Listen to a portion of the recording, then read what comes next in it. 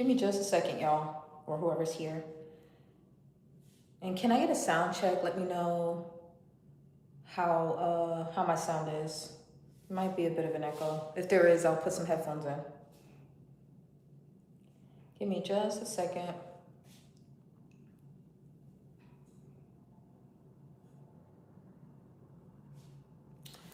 What is it?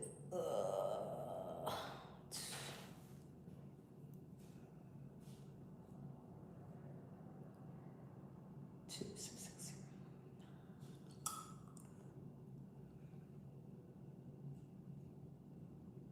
Okay. Hello, my people. Hi, Teddy. Hey, Jen. Man, as soon as I have to start reading the comments on the screen, I can't see anything. Oh, Lord, it's vertical. I know, I'm sorry. I'm not home. I did not bring my computer with me, and Tommy left his at work, so we are doomed to the realm of the vertical today. I'm so sorry. And if the chat gets out of control with trolls, I will put it on subscribers only. But for now, I want people to be able to participate freely. But moderators, you know, do your thing. Y'all block and time people out at free will. If it becomes too difficult, my sound is a bit off. Let me go get my AirPods. I'll be right back. Oh. I didn't charge my AirPods.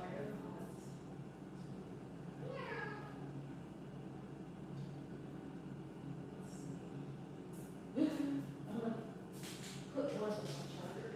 See if that helps. Charger?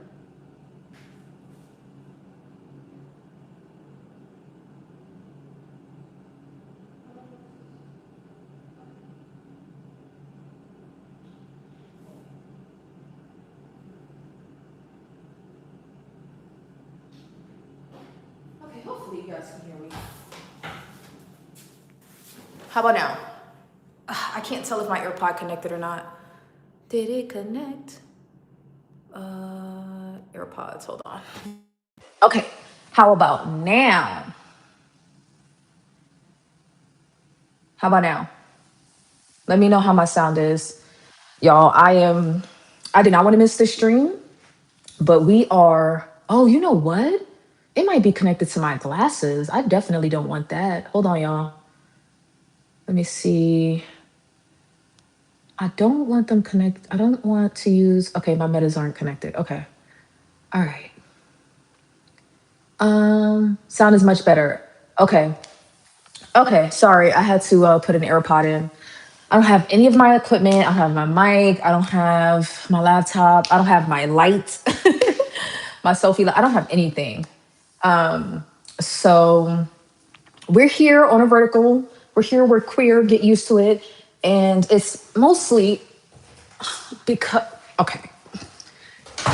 Mostly because I did not want to, I didn't want to skip tonight's stream, even though I wasn't gonna have none of my stuff with me. So I did warn in my last stream a few days ago, like, sorry, I know you guys aren't gonna like it, but it's gonna be a vertical. So as you come in, please like the stream, please tap the stream.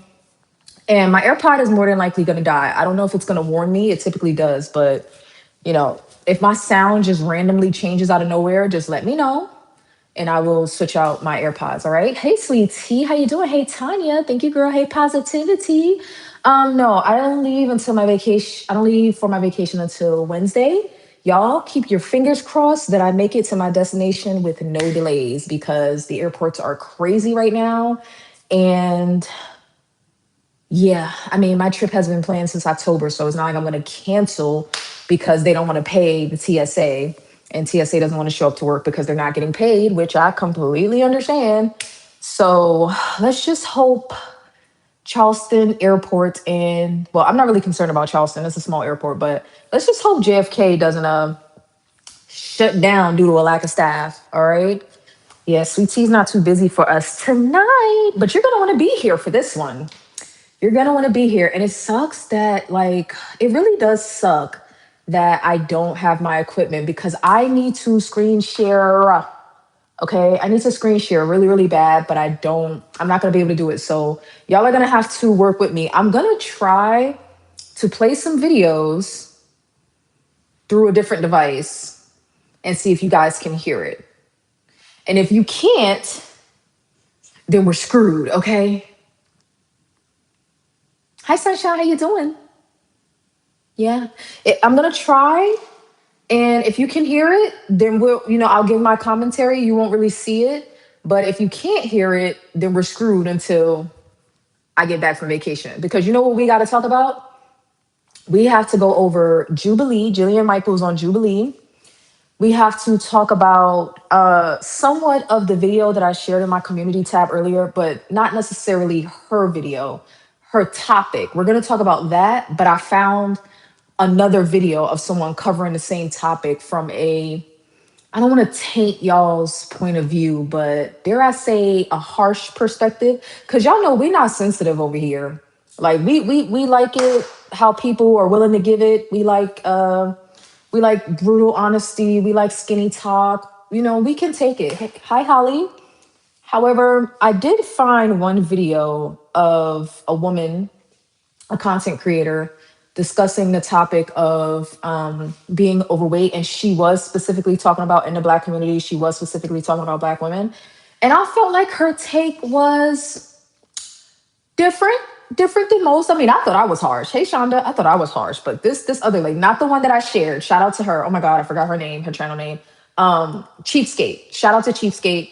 I not her, but that topic is related to another video. Okay, so I know I'm all over the place. Hello, hello, hello, everyone. Like the stream as you come in. We are not delicate butterflies. Well, Sunshine, you know, I feel like I'm not one to say that there is a way to say things, right? I feel like people should speak freely.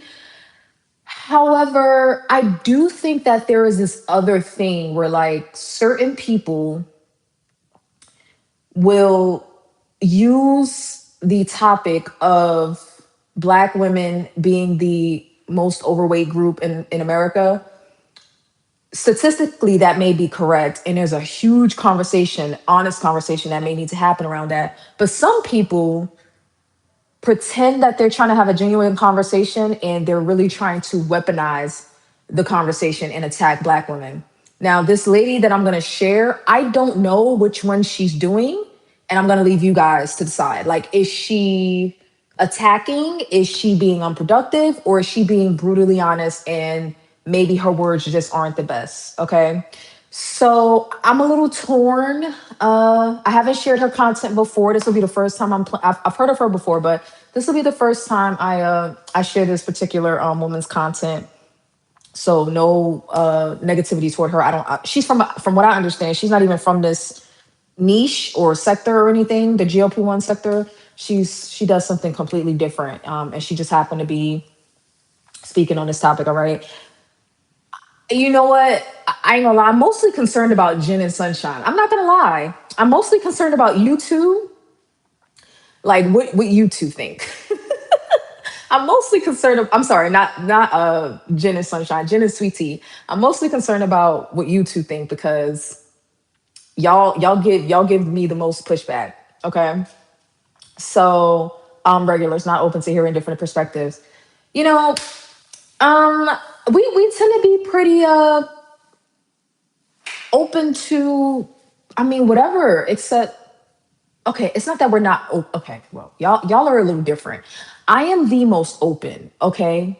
I am the most open and willing to hear people out. Y'all, on the other hand, are a little difficult. Y'all are a little difficult. But, I love you guys. And can we all wish my sister a safe and happy and well birth? Y'all, my sister's water broke today. Tommy. Oh, he can't hear me. He put his headphones in. I didn't tell him. But my sister's water broke today. Did he hear me? No, he didn't hear me. No, he didn't hear. Okay. My sister's water broke today, y'all. Oh, you heard me? I forgot to tell you. I don't know if she huh? What'd you say? Whatever. Okay. Yes. She was supposed to go in to get induced in like 3 days, but her water broke this morning. We were just talking about last night whether or not she had her baby bag packed and she still needed to get clothes for the baby. And then, because I'm a good omen, guys. I am a good omen, okay? I'm a good omen. I got good spirits and good energy.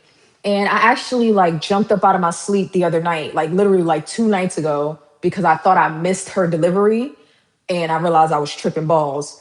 And then like 2 days later, her water breaks. So I'm a good omen. I got good energy. And you know what? You know what's so amazing about this? Sidebar, guys. Well, we're already in the sidebar, but let's sidebar further. You know what's so amazing about this?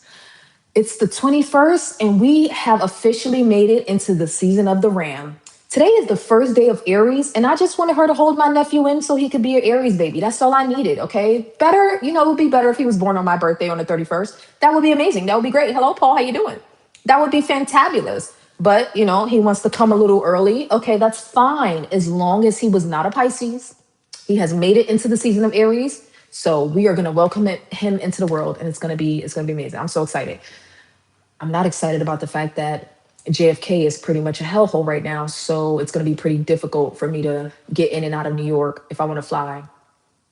So, shout out Aries, Black girl. Hello, hello. Did I say hey to Paul? Hey, Paul, how you doing? Hi, Shawnee. How you doing? Um, I'm glad that none of us Black women are on GLP-1 journey are focusing on us. Yeah, yeah. You know how people get. All right, so I know I'm a little all over the place. So let's just jump right into my title. Actually, let's do a little bit of housekeeping first. Let's get a couple of things out of the way. I will be eating on this stream because it is that time of the month. TMI, guys, close your ears. Do what you got to do. I don't know. Mute the video for a second or something. Listen, okay. My cycle gets me every month. Every month, I am surprised for 1 week out of the month that I'm eating like a maniac. And then poof, it dawns on me why. Every single freaking month, it catches me off guard. You would think that I would take notes, write it down, put it on my calendar. This is the Eat Like a Monster week. You might want to pay closer attention. You might want to take your shot a little bit earlier. You may want to like not have any sweets around. Like this is the week you have to watch. Okay, your weight's gonna go up. Things are gonna happen. You would think that I would be proactive and take these notes, but I don't. And every month I wonder why. Dang, the scale is randomly up 3 pounds. Like I wonder what's going on. Dang, I really have the munchies. Like, what's going on? It doesn't feel like my shot is working. Like, what's happening? I gotta take my shot early. Like, what are we doing? And then the day comes. And then the day comes. Okay. So just so y'all know, tonight is not the night to be judging me. I don't care what y'all say. I will be eating on the stream. I'm having air fried chicken wings and french fries. And I'm having ice cream for dessert. And I don't care what y'all have to say about it. Okay. So if it seems like at any point, somebody wants to be like, oh my God, you're talking about other people, but look at you eating fries and ice cream. Oh, well, sue me. Okay, whatever. And I feel bloated and I feel fat right before my trip. So there's that. No, Wolf Chief, I get to have an attitude. It's that time. You're new here, okay? You're new. Refreshments in the back. Don't touch the bottled water, okay? Don't touch it. But just sit back and relax. All right. So now that we've gotten that out of the way, how are you guys doing? So I felt it fitting after my meltdown a few days ago that we have a more of a celebratory stream. But then I was like, you know what? Let's save the celebrating for like the most important day of the year, my birthday. That's coming in, a few days, a week or so anyway. So we're gonna save the celebration for then, but we could still have some good vibes tonight, right? Now it may not seem like it from the title, but I'm pretty sure we can come out of this with some decent vibes, right? As long as we have a good time. So feel free to express yourself freely. Be kind, be nice, don't ask for medical advice. And if you start attacking people, you will get blocked. And I have no control over my moderators. They are free agents. They don't do what I tell them to do. They do what they want to do. All right. So, guys, how's everybody doing? While you tell me that and while you all get caught up in the chat, we got some things to talk about. So, my title is being fit a lifestyle? Is staying fat a choice? Question mark, question mark. I'm an adult. I have water. It's not like I had a Mountain Dew before this. That's not important. I have water now. That's what counts. Okay. So, oh yeah, reindeer don't play them games. Reindeer, Jen, Sydney, they don't wait. They don't. They will use their moderator powers and yeah, do what they gotta do. Okay. So, how do y'all feel about the title? Okay. How do y'all feel about the title? Okay. What and I mean, like, what do y'all think about the actual questions? Is being fit a lifestyle? Is staying fat a choice? I'm gonna answer based on how I feel, but you guys can tell me how you feel. Like the stream, if you haven't already, please double tap the screen. If you are on a phone, boop, double tap it or hit the like. If you're on your TV, just press the down arrow on your remote to go ahead and like or dislike. Okay, if you feel like I got a bad attitude, you can also dislike the stream as well. A lot of people get comfortable at being uncomfortable. That is from Scott. What do you mean? Tell me more, Scott. That's funny. I used to do a podcast called Let's Be Uncomfortable because I believe in being uncomfortable. Shonda? Shonda. Shonda? Clavicle check. I know you have no chill, Shonda. I know you have no chill, so I'm gonna just leave you alone. I'm just gonna leave you alone, okay? Um, okay. Y'all in the chat fighting. Oh my god. I'm gonna give it a little time before I put it on subscribers only. Y'all fighting for y'all lives in that chat. Y'all can handle it. It's enough for y'all. It's enough moderators for y'all to be able to handle it. Okay. So I have a couple of things I want to go over in a couple of videos. Now, the Jubilee video is an hour and 45 minutes long. Y'all know whenever I start reacting to Jubilee live, they cut my live stream, okay? But I've never tried it this way. I never tried it where I just play the audio from a separate device and see what happens. Y'all know the drill. If they cut the stream, I'm just gonna come right back. So just come back to my channel. I'll do the live again and we'll just skip the Jubilee video. But thank you. Appreciate you. Thanks. Thank you. I'm gonna be yelling for ice cream in like 30 minutes. Totally a lifestyle. Carla says being fit is a lifestyle. Okay. So I told y'all. I got her for I think before GLP-1s, I didn't think being fat was a choice. I felt trapped. I tried everything. Okay. Okay. Okay. Is that still how you feel? Because I have I thought about that. I thought about that. And yeah, Carla says that being fit is a lifestyle. So I am gonna tell y'all what I think. And again, if the stream gets cut when I start playing Jubilee, just come right back. I'll be live again. They just play a hating, right? And then we're gonna play the other lady, not the lady that I shared, cheapskate, not the one that I shared on my community, but that topic from another person. We're gonna go over, all right? Do y'all recognize what I'm wearing? No one has said anything. I feel like you guys don't pay me enough attention.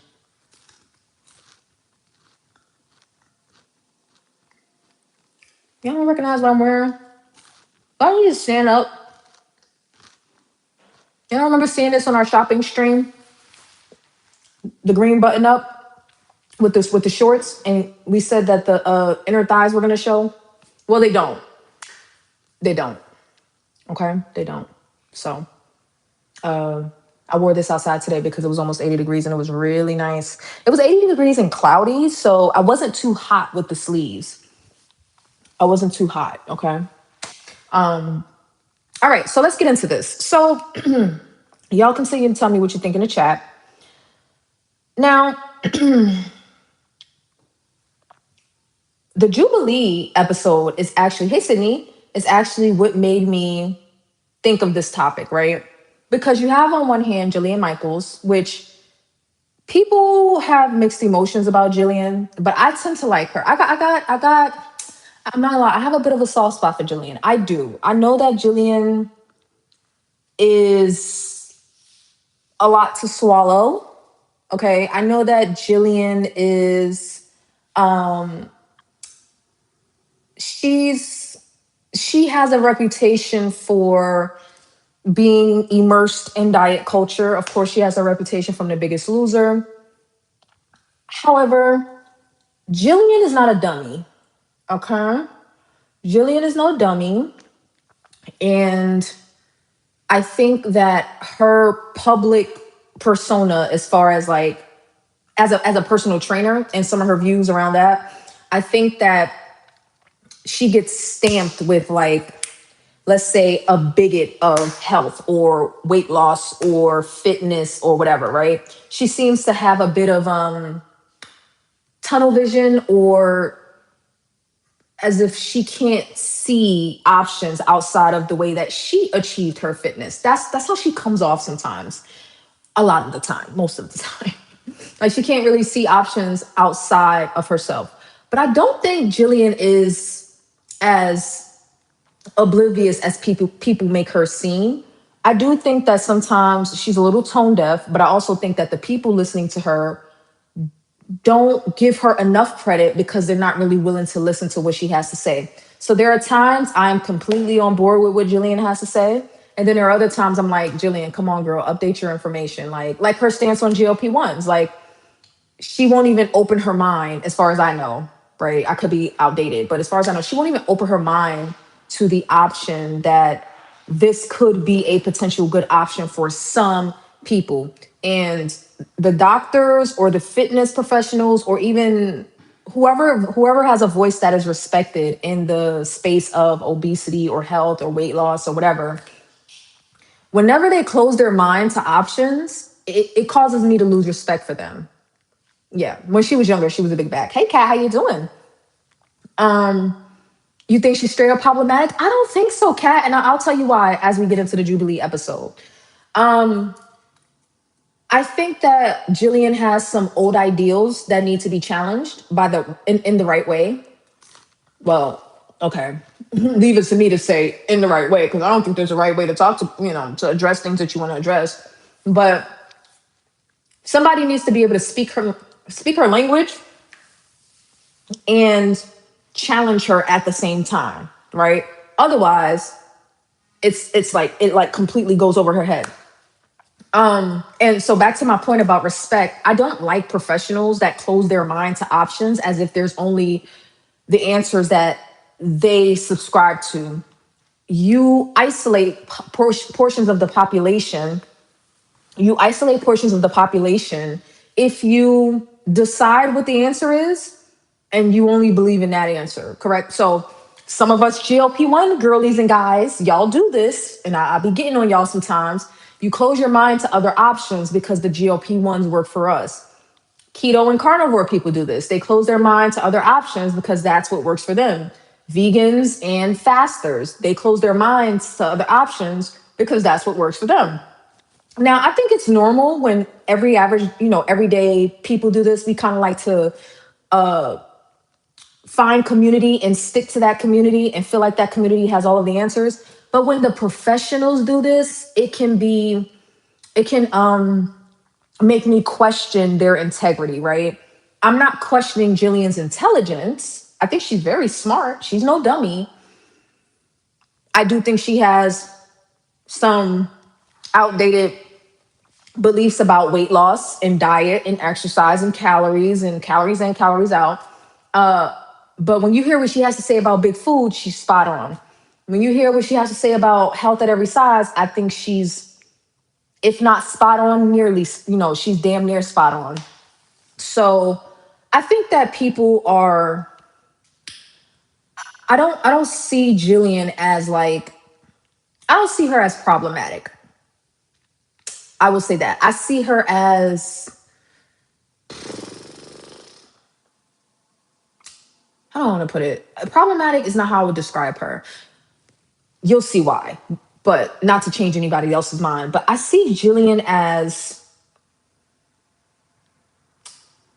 I don't even want to say misinformed. I just need her to update her information a bit. And it's not because she's not smart or anything. It's just she's so tied in and committed to her beliefs. Even though she may be right about some things, she's so committed, she's so tied in that I just feel like she's not considering some things outside of like the basics of calories in, calories out. So you think she's bitter because she was a big bad? Maybe I just don't watch her enough because I don't see Jillian as like bitter or angry or problematic. I just don't see her that way. I just see her as a person. Like I really think she does care about people. I will say that. I do think she cares about people, and I think she believes she's right so much that like she doesn't understand why other people make it so difficult. And it's just like, girl, because your way don't work for everybody. And she says something to that effect in the Jubilee back and forth. She says like, people don't understand why I acted a certain way on The Biggest Loser, because someone had brought it up when they were questioning her, and she's like, people judge, but they don't really know how I feel. They don't know my heart. They don't know why I made the decisions that I made at that time. And she gave a particular example about a contestant that was going to get sent home, and she didn't want them to get sent home, and she got frustrated with them, and she was like, "Get your ass on this ladder!" And she was just cursing at them.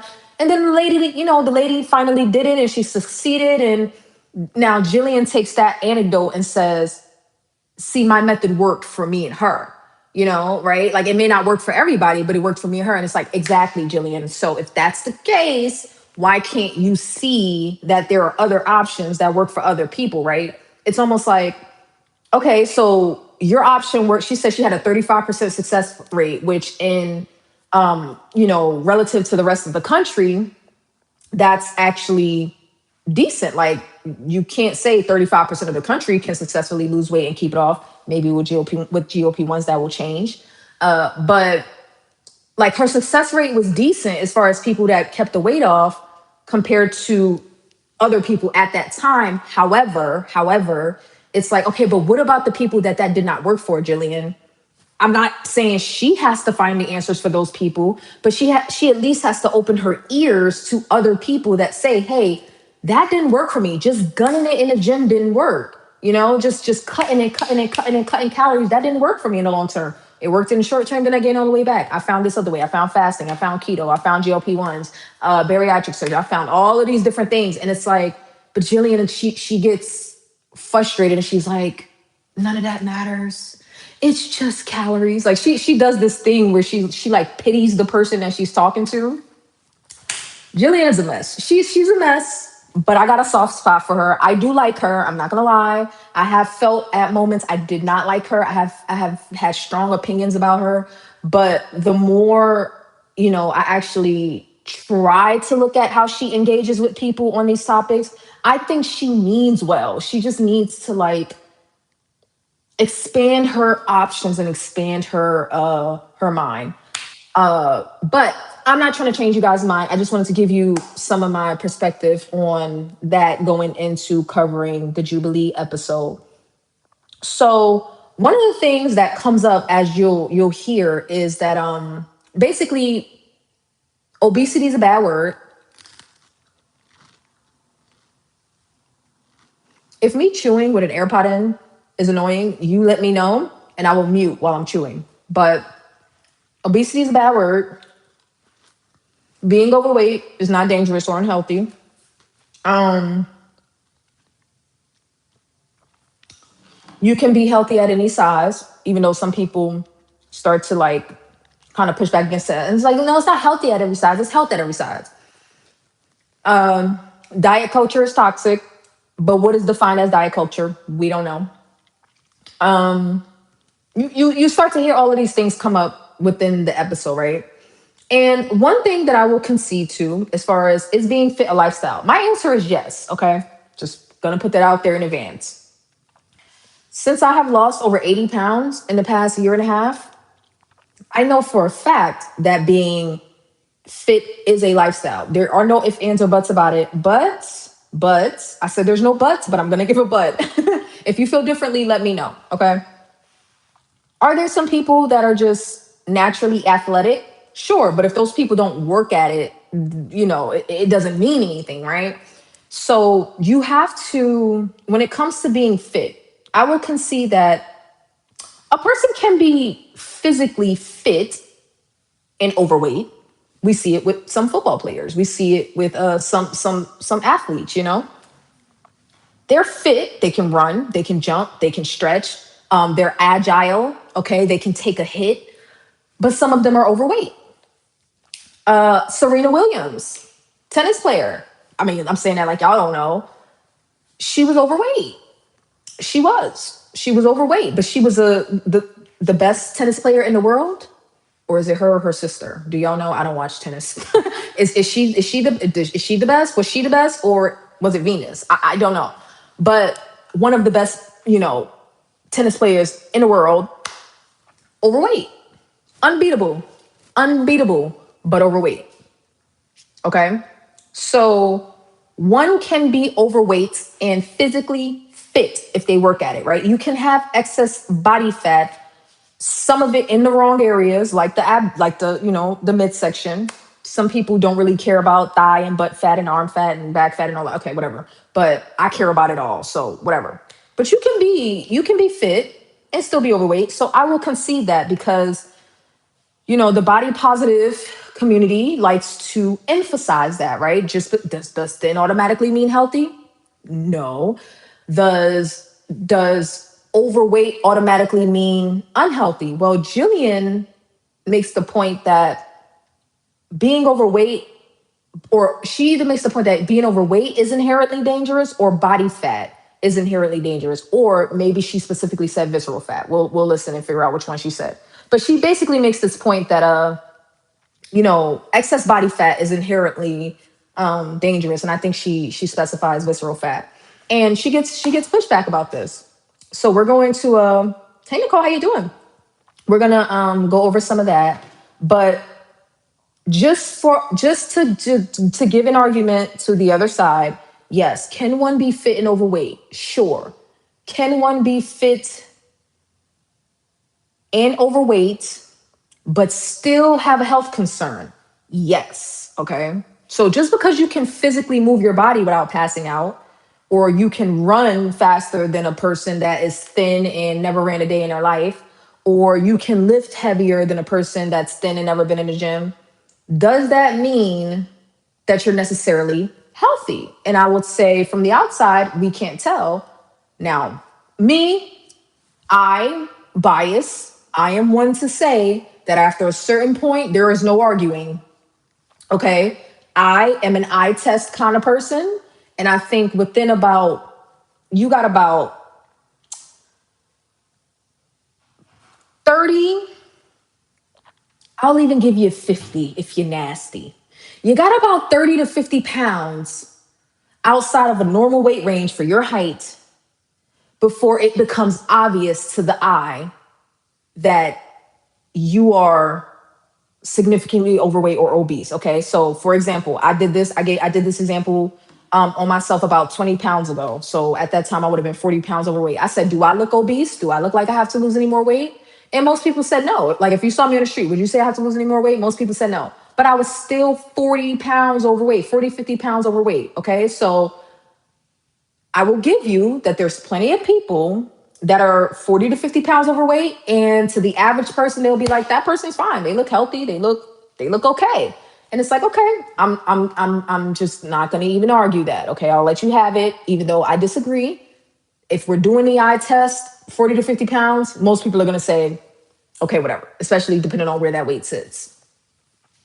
But once you start getting into 60, 70, 80, 90, 100, 150, 200 pounds overweight, to say that, well, you can't tell I'm unhealthy is gaslighting. To say that, well, this is not a dangerous way to be, 100 plus pounds overweight, is delusional. And I think that at a certain point, it does become visible. Like there are people that are in that 50-pound range where it's like, I don't really know what your ideal weight is, so I'm not gonna say nothing. But 100 pounds or more, it's like, you gonna sit here. Remember, we were watching the Jubilee episode, and the lady that some call chunky, she said, would you call me obese? Nobody wanted to say it. I said I would. And that's not funny. I'm not laughing at her. I'm laughing at me because that was my honest opinion. Like I was like her. To me, she looked visibly obese. Like to me, but I could be totally wrong. Who knows? You do her BMI calculations, which people want to throw BMI out the window and say it's irrelevant. Okay, whatever. She could have totally just been in the overweight category. But don't in a conversation about fit versus fat, I think was the topic. Don't try to play me and talk about do I look obese? Because I'm gonna give you what you're looking for. Now it may not be nice. That's not a nice thing. It's not a nice answer to say yes. But I don't think it's a fair question to ask if you really don't want an answer. You know what I mean? Because that could send you down a whole rabbit hole. Anyway, I'm going down the rabbit hole now. So anyway, the point I'm trying to make is that there is some delusion and gaslighting happening during this Jubilee episode. And I think that Jillian, I really think she handles it well. Whether we call it performative or not, I think she handled herself well. Now, back to being fit, being a lifestyle. What I've learned is that you can lose weight and not be fit. I am more fit now and have displayed more of a level of fitness in the past 4 months than I have in the past 2 years. And I've been losing weight for almost 2 years. What's the difference between 2 years ago and now? Not only did I just losing weight didn't make me more fit. It made me healthier. And I'm no longer pre-diabetic for those that may have been wondering somewhere in the universe. I'm no longer pre-diabetic. I got my blood work back. My A1C is a 5.1 down from a 5.6. So, sorry, I got distracted by my fries. Thank you, Sunshine. And so, you know, it takes the point that I'm trying to make is that it takes dedication and effort to be fit. Now, if anybody disagrees, I'm here for the disagreement. But I would love to know what the disagreement is. It takes effort, discipline, time, consistency, decisiveness to be fit. No matter what weight you are, whether you're at a normal weight, whether you're slightly overweight. Thank you guys for the congratulations. It takes effort to be fit. So, is it a lifestyle? Is it a lifestyle choice? I would have to say yes. You have to choose to be fit. It is a choice. Okay, it's not going to just be handed to you. All right. Like I said, some athletes are just born athletic, but they don't know it until they work at it. Right. So certain things just come easier to them than other people. You got to choose to be fit. Okay. So now that that's out there, let's go to, is staying fat a choice? Now, I originally had it as is being fat a choice, and I changed it because I already know what people are going to say. The hormones. Okay. I know what people are going to say. No, being fat is not a choice because our hormones are working against us. And that's the point of being on a GLP-1. Okay. I know. I have a GLP-1 based audience. I know what the answer is going to be. Okay. We get GLP-1 tunnel vision. All right. So it's going to be like, no, being fat is not a choice. It's the hormones. That's why we're on GLP-1s in the first place. Vanity, what are you thinking, B? Okay. I know, guys. Okay. So I had to change the question a little bit. I had to change it so y'all could fuss. Okay. Is staying fat a choice? Now let's go back to Sweet Tea's point earlier. Sweet Tea said, before being on a GLP-1, I would have said, no, it's not a choice because I tried everything and it didn't work. So that leads down, okay, so there's some hormonal effect that's going on. But here's the thing. At some point, Sweet Tea made a choice that she didn't want to be fat no more, just like the rest of us. Whether you're on the GLP-1, whether you're fasting, whether you're doing diet and exercise, whether you got bariatric surgery.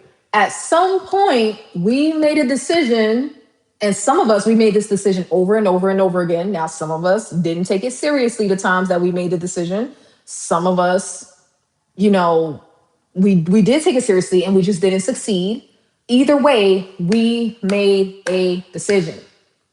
This is not for me. I don't want this. I never wanted it. It's not, although there are levels of accountability when it comes to overeating and trauma and emotions and things like that, there are unaddressed issues that should be discussed. But overall, when it comes to hormonal issues and the sabotage of the food supply, I'd say that alone means about 60 to 70% of it is not our fault.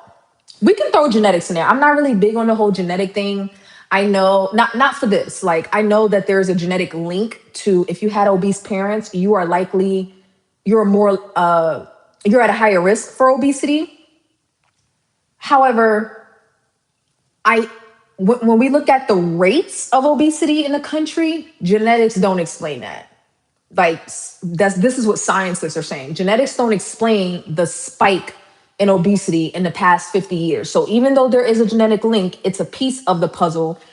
It's not one of the pieces that we can change, right? You can't change your genes. You're born with the ones you got, okay? So since we can't change the whole nature of the situation, which would be the genetics, we have to talk about the nurture part of the equation, which would be your environment, how you're raised, how your parents feed you, how society says that you should eat, how the schools feed you, the foods that are easily accessible, your economic status, your education. All of these different things have to do with your environment. So with that being said, getting fat to some extent, especially if you get fat as a kid and you struggle with your weight, for the rest of your life, I would say to a large extent, getting fat in the first place, becoming overweight, becoming obese, I would say for the majority of the country, it's not our fault because nobody chooses to be overweight. Remember this when we get to a later video by a content creator named Six the Goddess. Shout out to her. I'm not familiar with her channel, but we are going to go over her video where she is being quite critical of the overweight. I'm overweight, so that me too. She's being quite critical of the overweight, and some may even say from a superficial standpoint. Now, I am not. My panties aren't in a bunch about a person being superficial, okay? Because we're a little vain over here, and a part of vanity is to some extent being superficial, but it's not. It's not the full picture, as we're trying to redefine it, right? But just keep this point in mind about why people get fat in the first place. Keep this in mind for when we go over that video. Okay, so if we can get that out of the way, getting fat in the first place is not 100% our fault. Okay, not 100% to some extent, but for the majority of it, I would say it's hormones and outside factors. When you are an adult, do you have a choice to do something about that reality? Now, some people will say, yeah, I tried. I tried again and again and again and again. And I failed again and again and again and again. So we understand that in the GLP-1 community, okay? But I think the part that gets left out, well, there's a couple of things that get left out. The side that we're going to cover in the Jubilee video, which is the delusional side of, well, weight loss is toxic in the first place. I feel like I need a straitjacket after listening to the Jubilee video. Like, I couldn't even get all the way through it. Anyway, there's that side of it. And then there is the side of it that's like, yeah, we tried over and over and over and over and failed over and over and over again. But there are for some of us, there are other components that aren't being addressed that have to do with just poor decision making, right? And some of it is just from a lack of education. That's why I'm team education over, like, I think education is the best level of intervention, right? Of course, pharmaceuticals and, surgery, bariatrics, and all of that, yes. But I think education is the best form of intervention when it comes to preventative care for obesity or reversing obesity. I think education is the best intervention because I genuinely believe if people knew better, they would do better. But there is a level of decision making that comes into play when we know we have a problem, we know we're trying to fix the problem, but something is drawing us to make the same poor decisions over and over and over again. Insert Jasmine Flowers. I wasn't going to talk about her tonight, but she's the perfect example, okay? So when you look at Jasmine, okay, clearly Jasmine has some things that she's working on as far as her ED, right? But what's painfully apparent is that Jasmine is deliberately choosing to make the same detrimental decisions week after week after week after week. If you don't know what I'm talking about and you weren't there during the live streams, she will track her calories, track her eating, eat responsibly for 4 days out of the week, and then it all falls apart on the weekend. Why? Do you have an ED during the weekend and then you're fine again on Monday? That's not really how EDs work. That's not really how mental health works. That's not really how, stress is a little different. Stress can be, it can ebb and flow. So I get that. But EDs and like mental health, that's not really how that works, right? It's not like, oh, Monday through Thursday, I'm fine. And then Friday to Sunday, suddenly I can't control myself anymore. Like that's scheduled poor decision making. Not dismissing EDs are difficult to deal with. Mental health is difficult to deal with. Therapy is difficult. Change is hard. But there's a level of deliberate decision making that some of us go through that leads us to the outcomes that we get, okay? So back to the question of, is staying fat a choice? Is it a choice? Okay, if we can agree that maybe getting there is not a choice, because I don't think anybody chooses to be. Okay, well, I was going to say nobody chooses to be fat, but if you watched the video that I shared in the community earlier, again, shout out to Cheapskate. She said she knew a couple people in the community that was trying to gain weight to get hips and thighs and stuff, and it ended up gut and double chin. I don't know people like that, so I don't know. I guess some people do try to get fat. I've heard of people trying to gain weight to qualify through their insurance for a GLP-1. I don't know. I've heard these things though. Okay. Okay, I don't know. But let's just say normal people, average people do not want to be fat. They do not try to be fat. Nobody is born into this world saying, hey, I want to be obese in the 5th grade, or I want to struggle with eating throughout my adolescence and into my early 20s and into my middle age. And, and then suddenly when I'm an elder, if I make it there, then maybe the weight just falls off naturally because you don't really see a lot of obese older people, or you just don't even make it that far, right? So with that being said, I'm going to say, yes, being fit is a lifestyle. It's a choice. You got to choose to do it. No matter what your weight is, you got to choose to do it or don't. It's a choice. It's a choice. It's a choice to live that life or don't, because you could be thin and choose to not live a fit lifestyle. It's, if that's what you choose. But is staying fat a choice? I think it is. Okay, I think it is. However, the caveat to that is the instructions for weight loss are without context and misleading. So I do want to give some credit to the people that do try without a GLP-1 and they don't succeed. But I think it's because these people don't have the right information. That was my point in the willpower versus discipline video or live stream that I did. People are constantly having willpower drilled into their head when that is an incomplete message. People are constantly having eat less, move more drilled into their head, which even for me on a GLP-1, I had to make a decision to eat less and move more. Not at first. At first, it was just the GLP-1, helping me eat less. But then there came a time where I was eating too much and I wasn't moving enough, and I had to make a decision to eat less and move more. Okay. So, okay, Tony, I wish. What? Why are you saying that, Tony? I don't. I wish you wouldn't say that about yourself. Okay. We are here and we are queer. Get used to it. We don't we don't believe in being ugly over here unless you have an ugly soul. Okay. Um. All right.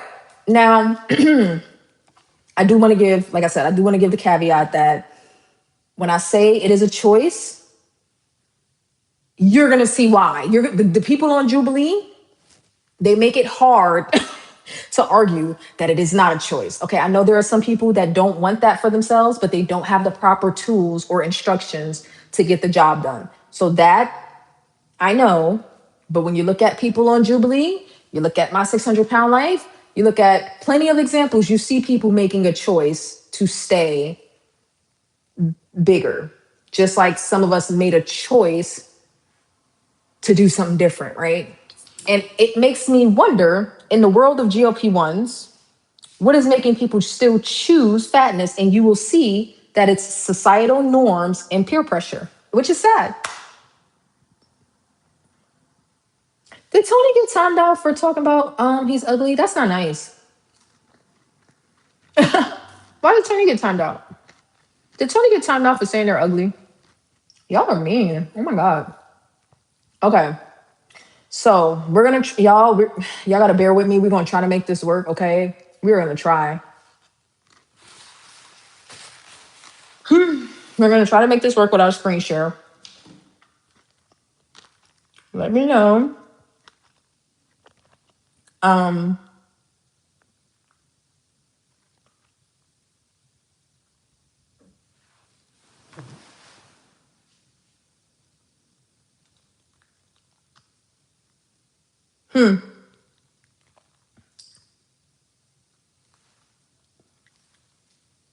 Trying to decide if I want to take this segue real quick.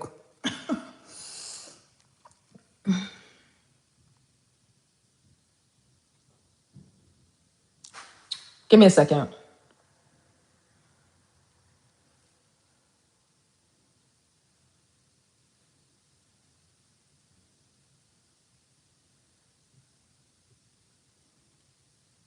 I'm responding to another content creator right now. I'll tell you guys about it in a second because I'm gonna have to give her the timestamp so she can come back to this portion of the live stream, or maybe she'll come over now. We'll see.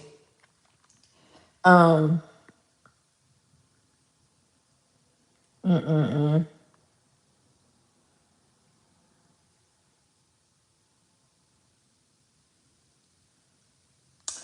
Yep, you guys just talk amongst yourselves.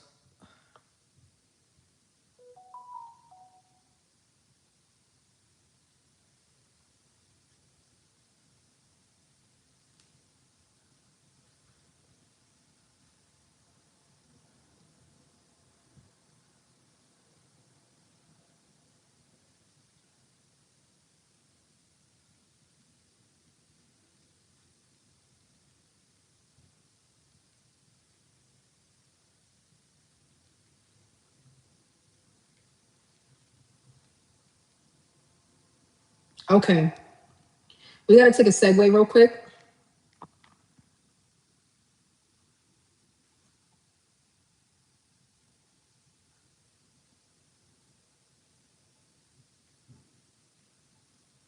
Okay, so y'all remember, some of you are familiar with what is her name? Thank you, Lex.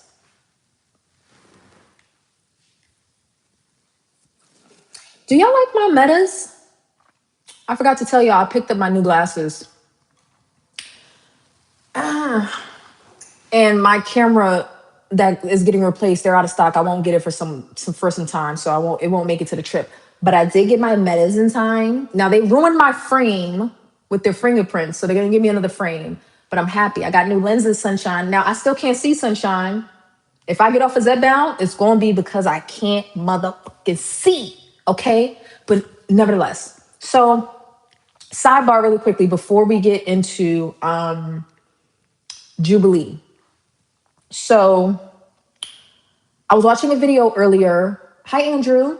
I was watching a video earlier from the content creator, Thank You, Lex. And some of y'all are familiar with her. I know we've covered one of her videos before. I don't remember how long ago, but we've covered her before.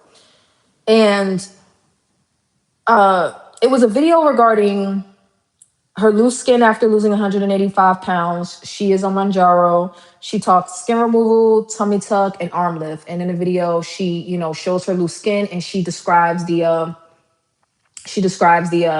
procedures that she wants to get done. But certain things that she said stuck out to me. And honestly, I typically don't leave comments unless it's a content creator that's, already familiar with me. So I know that I just want to show them that I showed up to their channel. I watched the video. I want to engage, like Teddy or RMZ, Paul, like Sweet Tea. I can't make it to everybody's channel, but Delilah, so the people that we would see here, I will comment on their stuff if I happen to catch it, because we already interact and I see that they come to my channel, so I want to let them know, hey, I watched this or whatever. But typically I wouldn't watch weight loss or GLP content outside of the people that come here.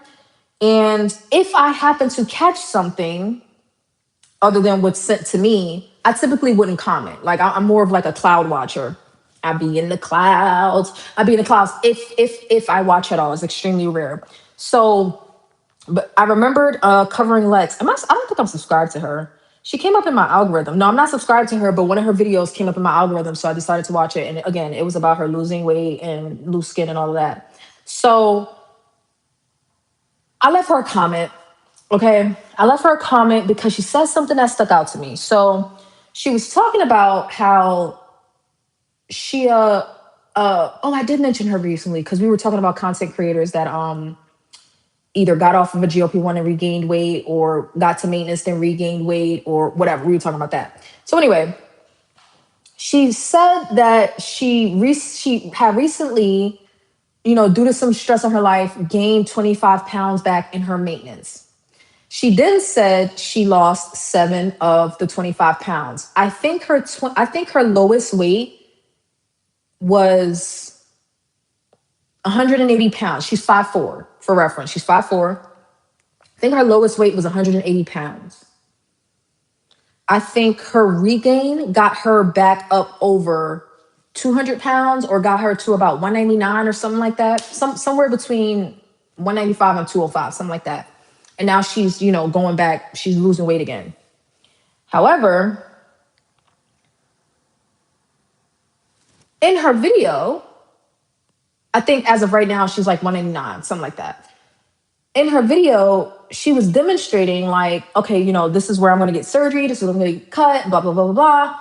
And it dawned on me that she's planning to get surgery before getting to a quote unquote ideal body weight for our height, because she's 5'4", I'm 5'3", so we're virtually the same height. There's not going to be that much of a difference between our quote unquote ideal weight based on a BMI. I know people don't like BMI. I'm not a doctor. Don't yell at me, okay?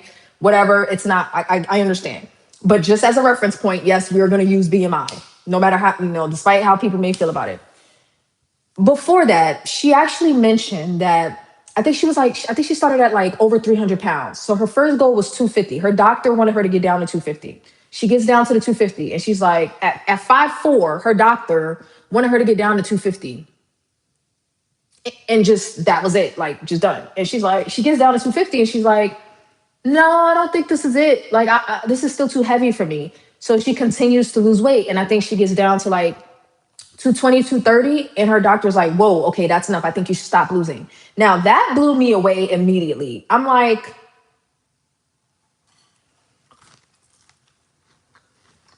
her doctor wanted her to stop losing weight?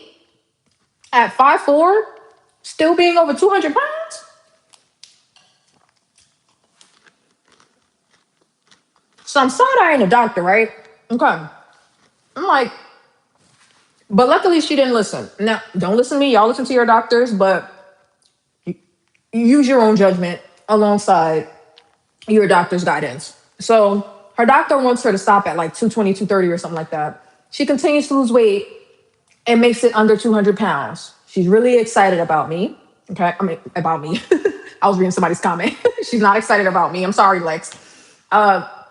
So she makes it to 199. Y'all know how it is to be in Wonderland. Y'all know how it is to be in Wonderland, right? And then it's still not enough for her. And I'm getting the sense that as she's describing this, it's almost like a justification. Like, and this is pure speculation, just purely my opinion, right? Nothing against Lex. This is just my perception of what I saw. And if you guys want full context, you can go watch the video. It's on her channel. Her channel is Thank You Lex. Thank you as in YU. Thank you. Yes. So she explains how she goes from 199 down to, 180. And she felt really, really good about it. And in my mind, I'm like, yeah, you should. Like, it's really weird that your doctor tried to get you to stop over 200 pounds at 5'4", girl. Like, that is strange to say the least. So in my mind, I'm like, yeah, you should feel really, really good about making it to 180. But okay, now, like, where's the 170? Like, we going 160, we going 150, we going 140. She's 5'4". Now, as a reference point, I'm 5'3". Normal BMI range for me, for the weight, we know BMI is flawed, but let me just give you the numbers, is between, I think, 125, 126, and 140. Okay. So her numbers got to be around there somewhere when she's only an inch taller than me. So she makes it to the 180. She ends up regaining some weight and now she's losing again. But she's talking about surgery in the 180 to the 200-pound range. So I decided to leave a comment. I did all of that backstory to get y'all to why I made the comment. Because typically I would just sit back and watch, like, because I would be giving my commentary live. Typically somebody would send me the video and then I would be, reacting to it live. I don't typically leave comments. This is a rare occurrence. So let me read to you what I said, okay? Now that y'all are all caught up. So, oh shit, I had a typo. My bad, y'all. Typos, I can't see. So I said, hey, girly, just out of curiosity, is there a reason you're stopping your weight loss at 180 to 189 at 5'4"? I'm 5'3", starting weight 242, current weight 160, goal 130 to 140. That wasn't to say, hey, why isn't your goal my goal? That was just to say, hey, I'm not 5'9", 120 pounds, questioning you about your goal. We're virtually the same height. In fact, when I went to the doctor the other day, they said I'm 5'4". And in my mind, I'm like, no, I'm not. I'm 5'3.5", but whatever. You probably just rounded up. Maybe I did come in at 5'4". Maybe I'm standing up straighter now that I lost weight. I don't know. But I'm like, I've been 5'3.5". I was born 5'3.5". Okay. Like, don't be trying to give me an extra half an inch. Okay. I am fun sized, right? The tall girlies don't even sit with us. They got to sit over there with Jen. Okay. And Sydney. They got to sit on that side of the room. All right. We love them, but they got to sit over there because I'm jealous that I don't have long legs. All right. So don't try to play mind games with me, nurse. Okay. And try to give me an extra half an inch that I did not earn. So whatever. Anyway, rant over. So I asked her, like, because I really wanted to know, because y'all know how I get. I picked on Kim about this for a long time. Not a long time, but for a decent amount of time. I picked on Kim about her goal, which put her about, I think, like 20, 30 pounds overweight. And I was like, but why though? Now I love Kim, I'm just picking. But anybody that tells us, their height, their starting weight, their current weight, their goal weight, I always, if people's goal is 20 plus pounds into the overweight category, or if their goal still puts them in the obese category, I start asking questions. I know it might be a little not PC, or some people might consider it like not rude, but like um invasive, or like not even invasive. People may um in poor taste. People may consider it in poor taste for me to say, hey, you do know that goal of yours, with that goal of yours where you plan to stop losing weight with this amazing, awesome, phenomenal tool that we have, where there's no reason to be overweight if you don't want to. Why do you want to be overweight? I ask that question often. I think I just picked on Kim the most about it.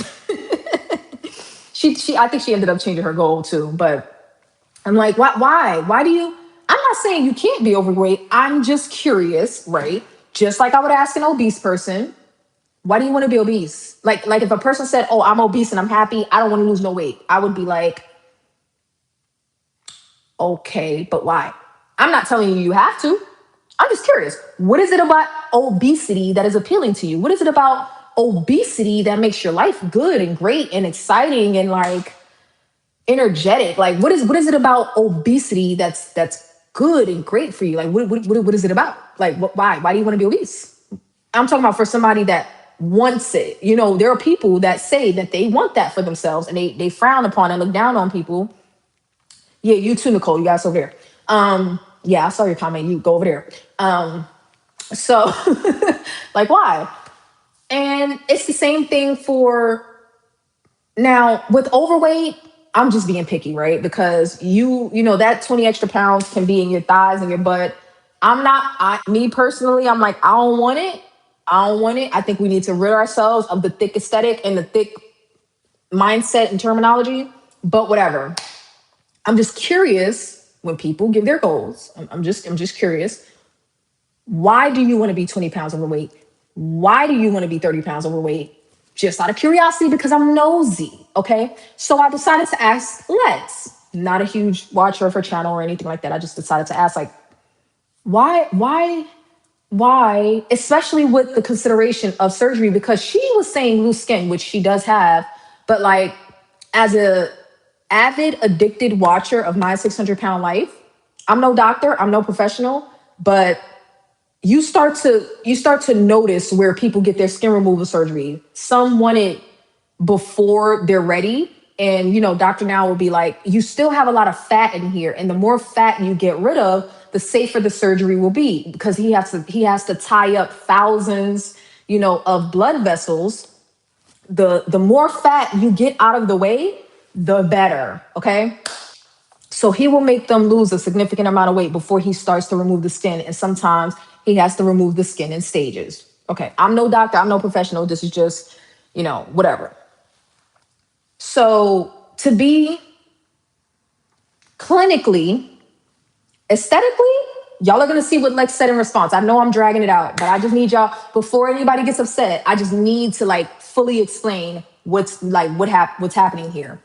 So I was wondering, I was curious, because to be 40, so from 140 to 180 would be 40 pounds overweight, but she's currently, I think, 180 something. So let's say 40 to 60 pounds overweight. To want to get surgery, skin removal, which would be skin and fat removal, in the range of being 40 to 60 pounds overweight, that just don't make no sense to me. Now, of course, it's her body. She can do what she wants. I don't know nothing. I'm just a lady on the internet. But just out of curiosity, GLP-1 user to GLP-1 user, weight loss to weight loss girly, content creator to content. Well, she doesn't know I'm a content creator.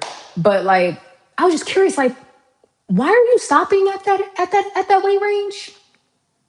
And I wanted her to know we're around the same height so she could, get a reference point. Now, here's her answer to me. Here's her answer. She says, because once I get skin removal, I'll weigh about 165 to 170, and too small in my opinion. I like having shape and curves.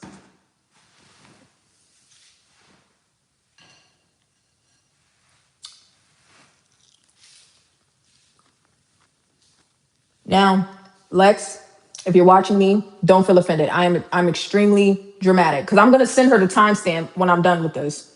She may watch it, she may not. I'm extremely dramatic. Sit back, relax, and enjoy the show. Okay, it's not personal. I just need to pause for dramatic effect and eat my cold chicken. That's really good, by the way. It's air fried by Tommy. He's a chef, if you guys didn't know. If you guys didn't know, he's a chef. He's a chef. He's a chef. Okay. So, from the top, people. From the top. From the top. I'm going to read my question. Hey, girlie, just out of curiosity, is there a reason you're stopping your weight loss at 180 to 199 at 5'4"? I'm 5'3", starting weight 242, current weight 160, goal 130 to 140, right? She says, because once I get skin removal, I'll weigh about 165 to 170 and too small in my opinion. I like having shape and curves.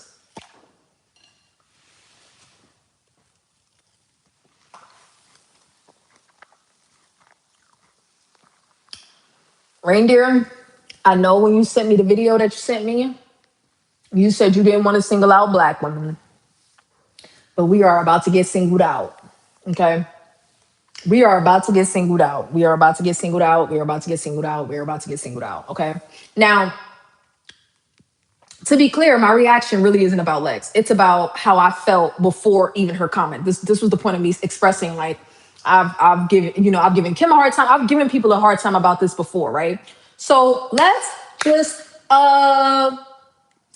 give you guys a refresher in Venetian, or Vanity University, whichever one you want to call it. You guys decide in the chat, right?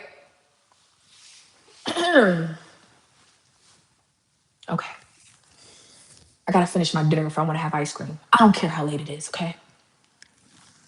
Now listen, people. I'm gonna say ladies. I'm gonna sing you out because men don't do this. Not this part. I don't know what y'all. I don't know what the men do. I don't know what their weird thing is. But ladies, especially the Black ones, this is our weird thing. Okay.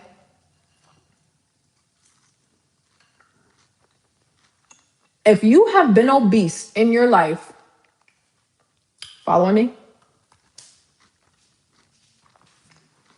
If you have been obese in your life, and you find an answer out of obesity, you think it's appropriate to want to hold on to excess body weight for an aesthetic?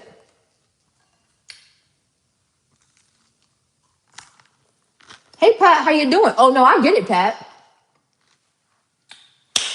I'm just asking questions here. People can do whatever they want to do. Like I said, she's not the only person to say this. I hear it all the time.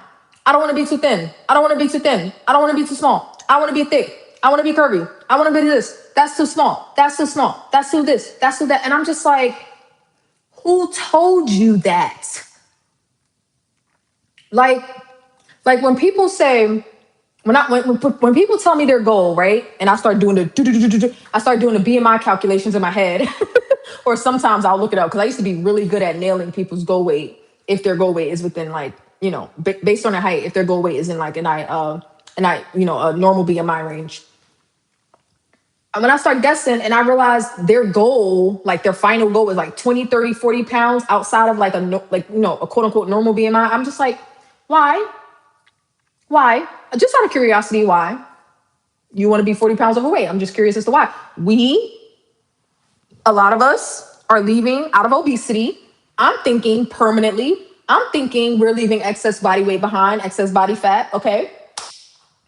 And people are deliberately saying, no, I don't want to be obese, but I want to be overweight. And I'm just like, okay, but why?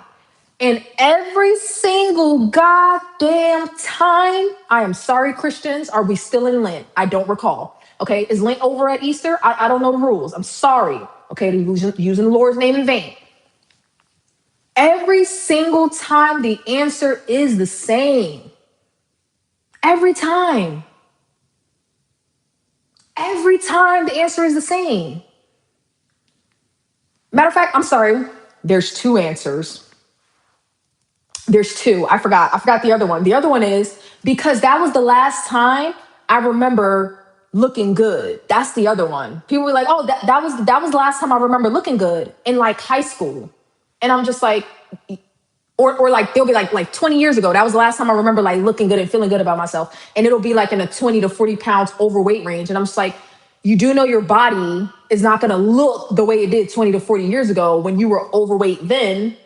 It's not, whatever aesthetic you have in your mind when you were either a teenager or a young adult, your body's not gonna look like that. Okay, so now remind me again, why do you wanna be overweight? The other answer is, the main answer, because such and such weight is too small. I don't want to be too small. And do you know what weight they will give? Something that's still 20 pounds overweight. Let's say they tell me their goal and it's 30 to 40 pounds overweight. And I ask them, why is that your goal? And they say, because I don't want to be such and such weight. That's too small. And the weight that they don't want to be is still 20 pounds overweight.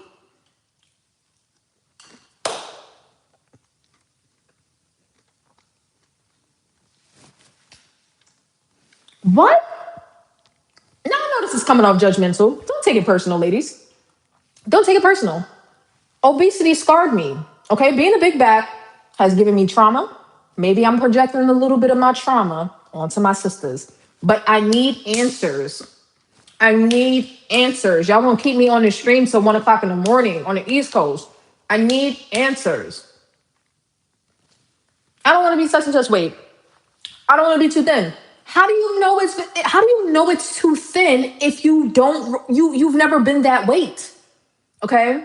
If you've been over 200 pounds your whole life, not whole life, but y'all know what I mean, your whole adult life, if you've been over 200 pounds, and the last time you remember feeling small or thin was 180 pounds and you're let's say 5'4", how do you know what 160 looks like? How do you know what 140 looks? How do you know that's too thin? How do you know? Because these are the same people that will say, I don't remember ever being 120. I don't ever remember being 130. I don't remember being 150. Oh, God, I don't even know what it's like to be below 180. Okay, so how do you know it's too thin? How do you know? And then it's like, it's like this built-in answer that's not even coming from us. It's coming from everybody else. And it's like baked in that, especially if you're Black, that you must be curvy. And listen, I appreciate curves because I'm still curvy. It's not like I don't fear that eventually my hips won't be hipping no more. Like, it concerns me sometimes that, like, I'm like, oh man, like if my proportions even out too much, I won't be shaped like a Coke bottle no more. I'm a thick ass Coke bottle right now. I am in the thick Coke bottle range. I am.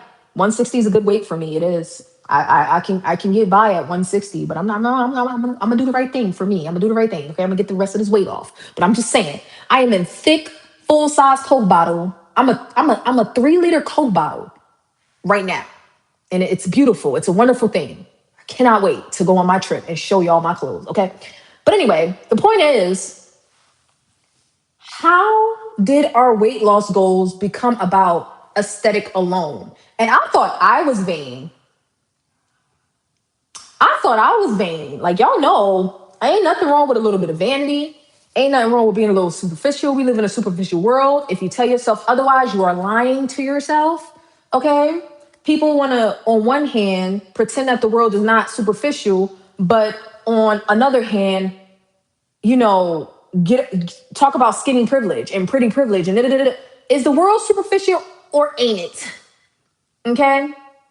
On one hand, you're saying people benefit from the world being superficial, but then on the other hand, you want to pretend it ain't superficial.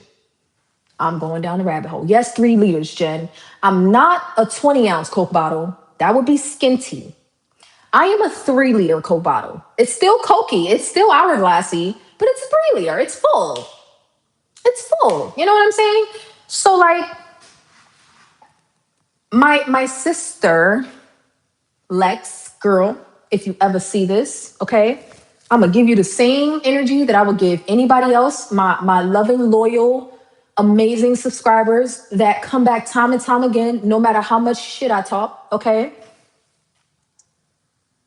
I am team cosmetic surgery. I am team get the body that you want. If it's 20 pounds overweight, okay, great. Fine, that's what you want. I just be curious as to why you don't have to. Why are you choosing that? Why is that a choice?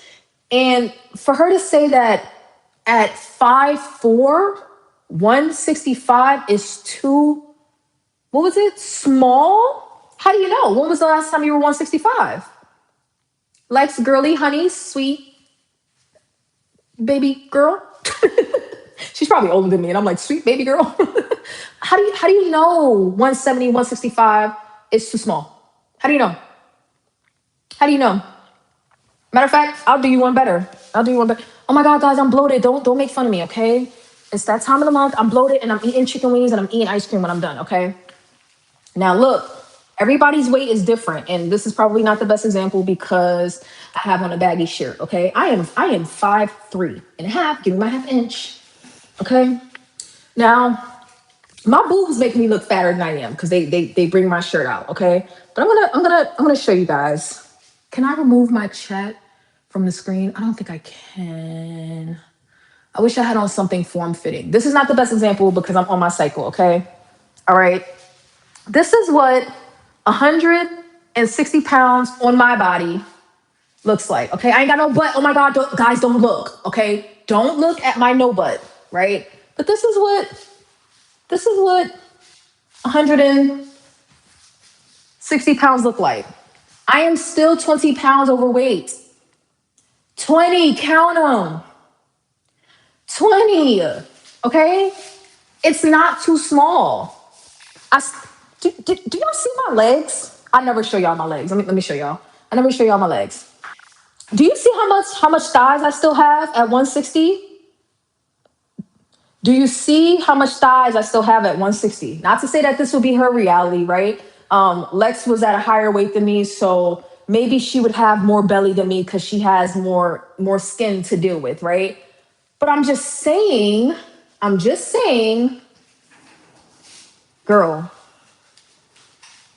it's not too small. It's not. It's not. I'm not saying 170 is too big. I'm saying it's too big for my body. I'm saying 160 is too big for my body. And I think I look good, even bloated in that time of the month. Like just wait until I get dressed next week. Y'all don't deserve the Coke bottle photos that y'all are about to get in shorts. You don't deserve it, okay? So I'm just saying, V, we don't see no cycle. I feel my midsection expanding, and I was wondering why. I was starting to get like really, really nervous about it because the scale wasn't moving, but the midsection was expanding, and I knew I was eating like a crazy person. So I'm just I'm gonna keep at it. I'm gonna keep at it. I'm gonna eat my protein. My doctor says I need more protein. Okay, so the only point, I know I'm being dramatic about it, but I promise you this comes from a place of love, not judgment, not any of that, okay? She has lost 185 pounds. She's doing the damn thing. All I'm saying is, why not keep doing the damn thing? Here's the point that I'm trying to make. Do not be brainwashed by the idea of being full or thick or curvy. You are short. We are fun size. We have a lot of wiggle room with curves, especially if if your frame is already curvy. We got a lot of wiggle room.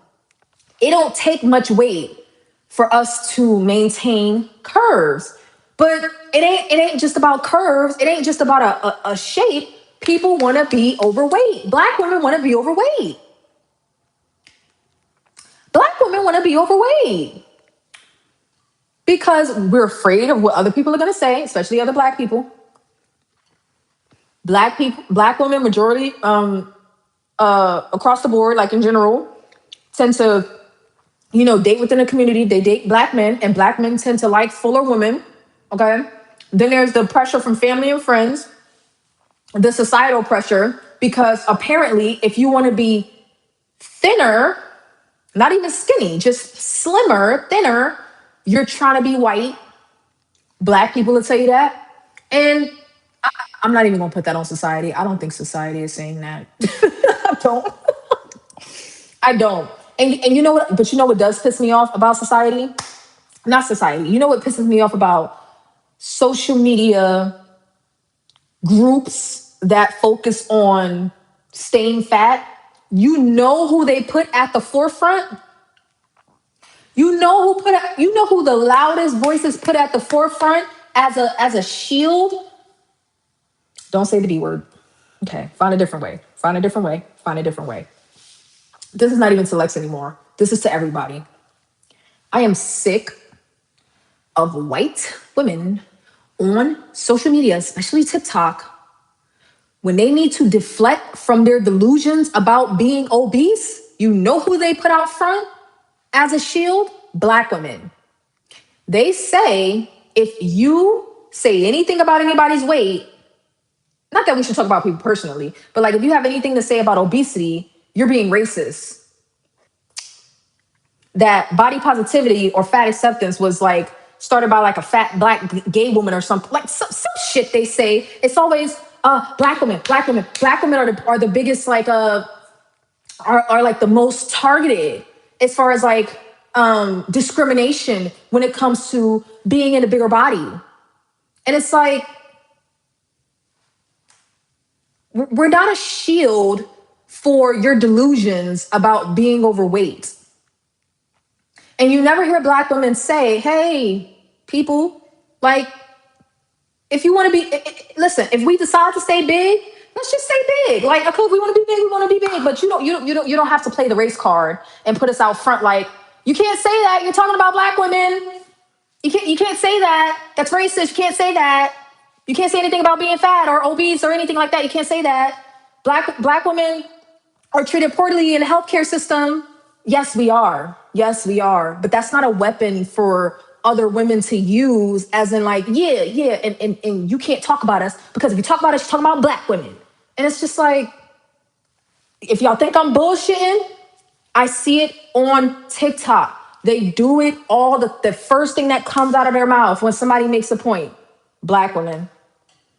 It's racist. You can't say that. But you're not black. And matter of fact, at the start of my channel, I was reacting to Tess Holiday. What is her name? Tess. I was reacting to her, and the first clip of my video is, but Tess, you're not black. You're not black. Like, yeah, sweetie, being fat and being black are two different things. You know what they love? Intersectionality. Intersectionality. Like, yes, you can be fat, you can be black, you can be gay, you can be this, you can be that. You can have one leg, you can have three legs, you can have this, you can have that. And it's just like, right. However, however, hey, congratulations, Kim. You heard me me reminding the world that I used to pick on you, Kim. Hey, girl, hey, girl. So I'm just saying, I'm not going to go on a whole tangent about Tess, and I said white women specifically because it's not a white women thing. It's a white women on TikTok. It's an obese white women on TikTok thing, especially the gay ones. It's a let me bring it home for you. It is a lesbian white woman thing on TikTok to use black women as a shield against any negative talk against body positivity or fat acceptance. Period. Oh, did I say obese? Sorry, let me start from the top. Obese, lesbian, white women on TikTok. Did I get it all? Did I get all of the intersections into one? It's them. So it's not just white women in general. It's not just obese women in general. That's what it is. And not to say that they're, what is her name? Samara. There are some black people too, but I'm just saying the main ones that will throw the black card in there, it'd be white women. It'd be the gay white women. It'd be them. So anyway, beside the point, okay? Beside the point, all I'm saying is when you start to say, hey, this weight that I don't ever recall being in my life is too small, how do you know? How do you know? Because that mindset kept a lot of us over 200 pounds for the majority of our adulthood, not wanting to be too small. That kept the majority of us over 50 pounds overweight for the majority of our adulthood because we didn't want to be too small. Well, now we have the tools to not be too big.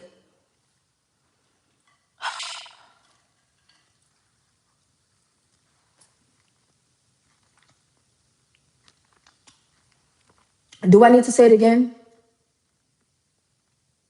for those in the back?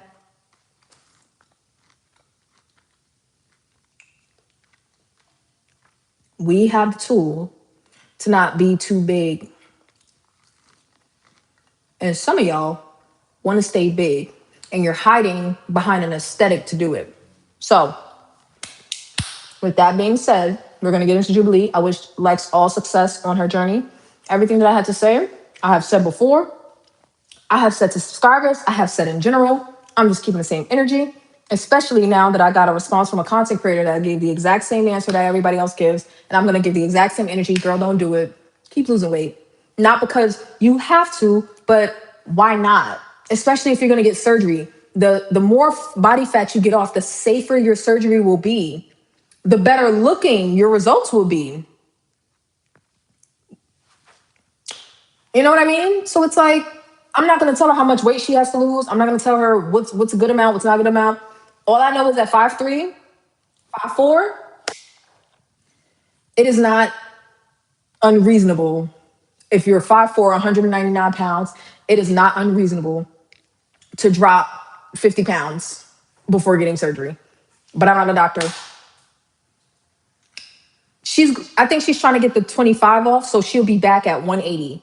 But she doesn't want to go below 180. So even if she makes it to the 180, she don't want to make it to 170, 165 because she thinks that's going to be too small. So her theory is, okay, I'll make it to 180. And then when I remove the skin plus fat, she's leaving out the fat part. When I remove the skin, it's going to put me already in a range that I think is too small. So they're going to remove 10 to 15 pounds of skin. And I already think that's too small. So I wish her all the success. I don't know if I'll keep up.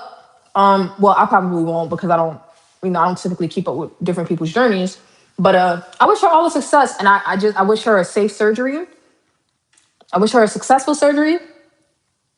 Now, this is to women in general. I wish women would stop getting overweight tummy tucks and BBLs.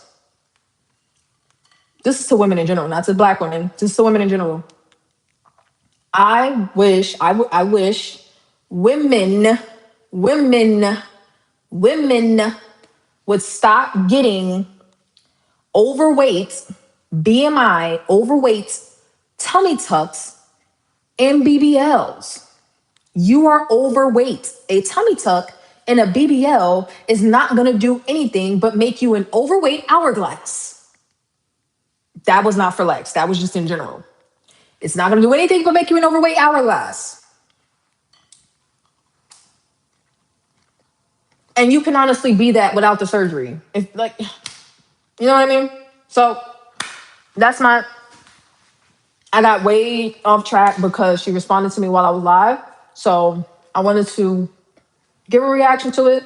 And then when we're done with this, I will give her the timestamp so she can tell me to shut the hell up and mind my business, which would be completely fair. Okay. All right. So this took longer than I thought. We're almost 2 hours in. How are you guys enjoying the stream? Give me a like if you are enjoying the stream. Don't be shy. Don't be a stranger. Drop a comment. Okay, 28 people watching. Go ahead and like the stream for me. So we're going to try. We're going to try to listen to some of the Jubilee stream. Probably not as much now that I had a whole rant. But it may be difficult. One, because I have an AirPod in. Two, because I'm in an empty room with high ceilings. So there is an echo. Just tell me how it sounds. And if it's not even worth it, just let me know. Okay. If you can't hear it, let me know. If you can hear it, but it sounds terrible, also let me know. And we will just have to revisit this after my trip.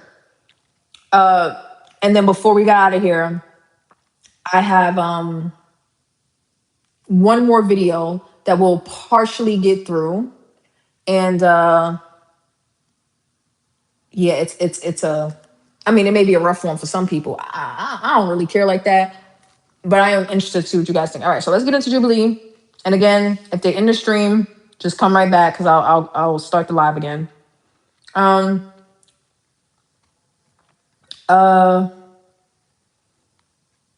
Like the stream if you haven't already. Jillian Michaels. Ooh, okay. I definitely encourage, even if you don't like Jillian or you think she's problematic, I think she handled herself well during this. I think it's a good watch. I think it's a good watch. It's about an hour and 45 minutes, but we're not gonna watch the whole thing.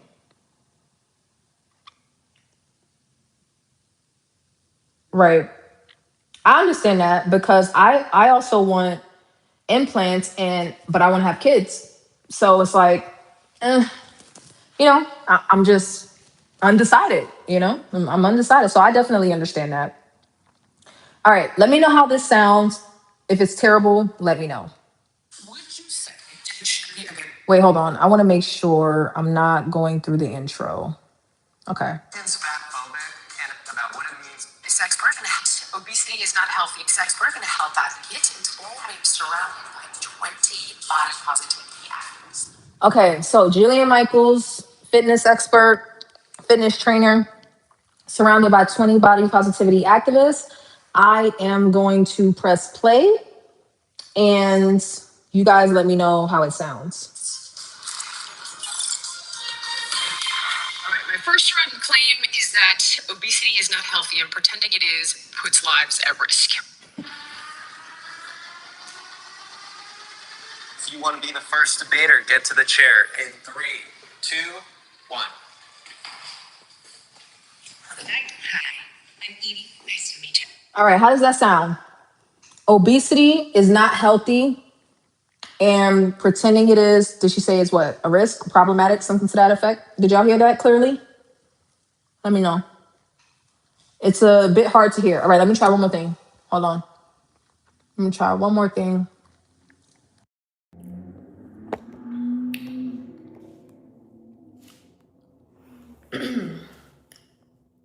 One more thing. If you want to be the first, claim is that obesity is not healthy and pretending it is puts lives at risk. Sorry, one more time. Activists. All right, my first round claim is that obesity is not healthy and pretending it is puts lives at risk. How was that? Was that still bad? Because if it is, I'm not gonna play it. I'm just gonna explain, I'm just gonna break it down by explaining it. So let me know. Obesity is not healthy and pretending it is puts lives at risk. You can hear it? Okay. I may sound weird because I'm not wearing a headphone anymore. So I'm gonna keep the headphone out so that we can hear the video, okay? So now that y'all heard the prompt, we're gonna see what the pushback is. Oh, shut up, sunshine. If you want to be the first debater, get to the chair in 3, 2, 1. Hi, I'm Edie. Nice to meet you. I'm an eating disorder therapist. I'm going to do my best to not use... She's an eating disorder therapist. Listen to this shit here. Because if this is what's going on in therapy, we're doomed. Okay. Use the O word because I find it pretty offensive. I gotta go back. 1. Hi, I'm Edie. Nice to meet you. I'm an eating disorder therapist. I'm going to do my best to not use the O word because I find it pretty offensive. So I'm going to use fat bodied as we talk. Okay, she says she's not going to use the O word because it's offensive. She's going to use fat bodied. Y'all are not able to hear that?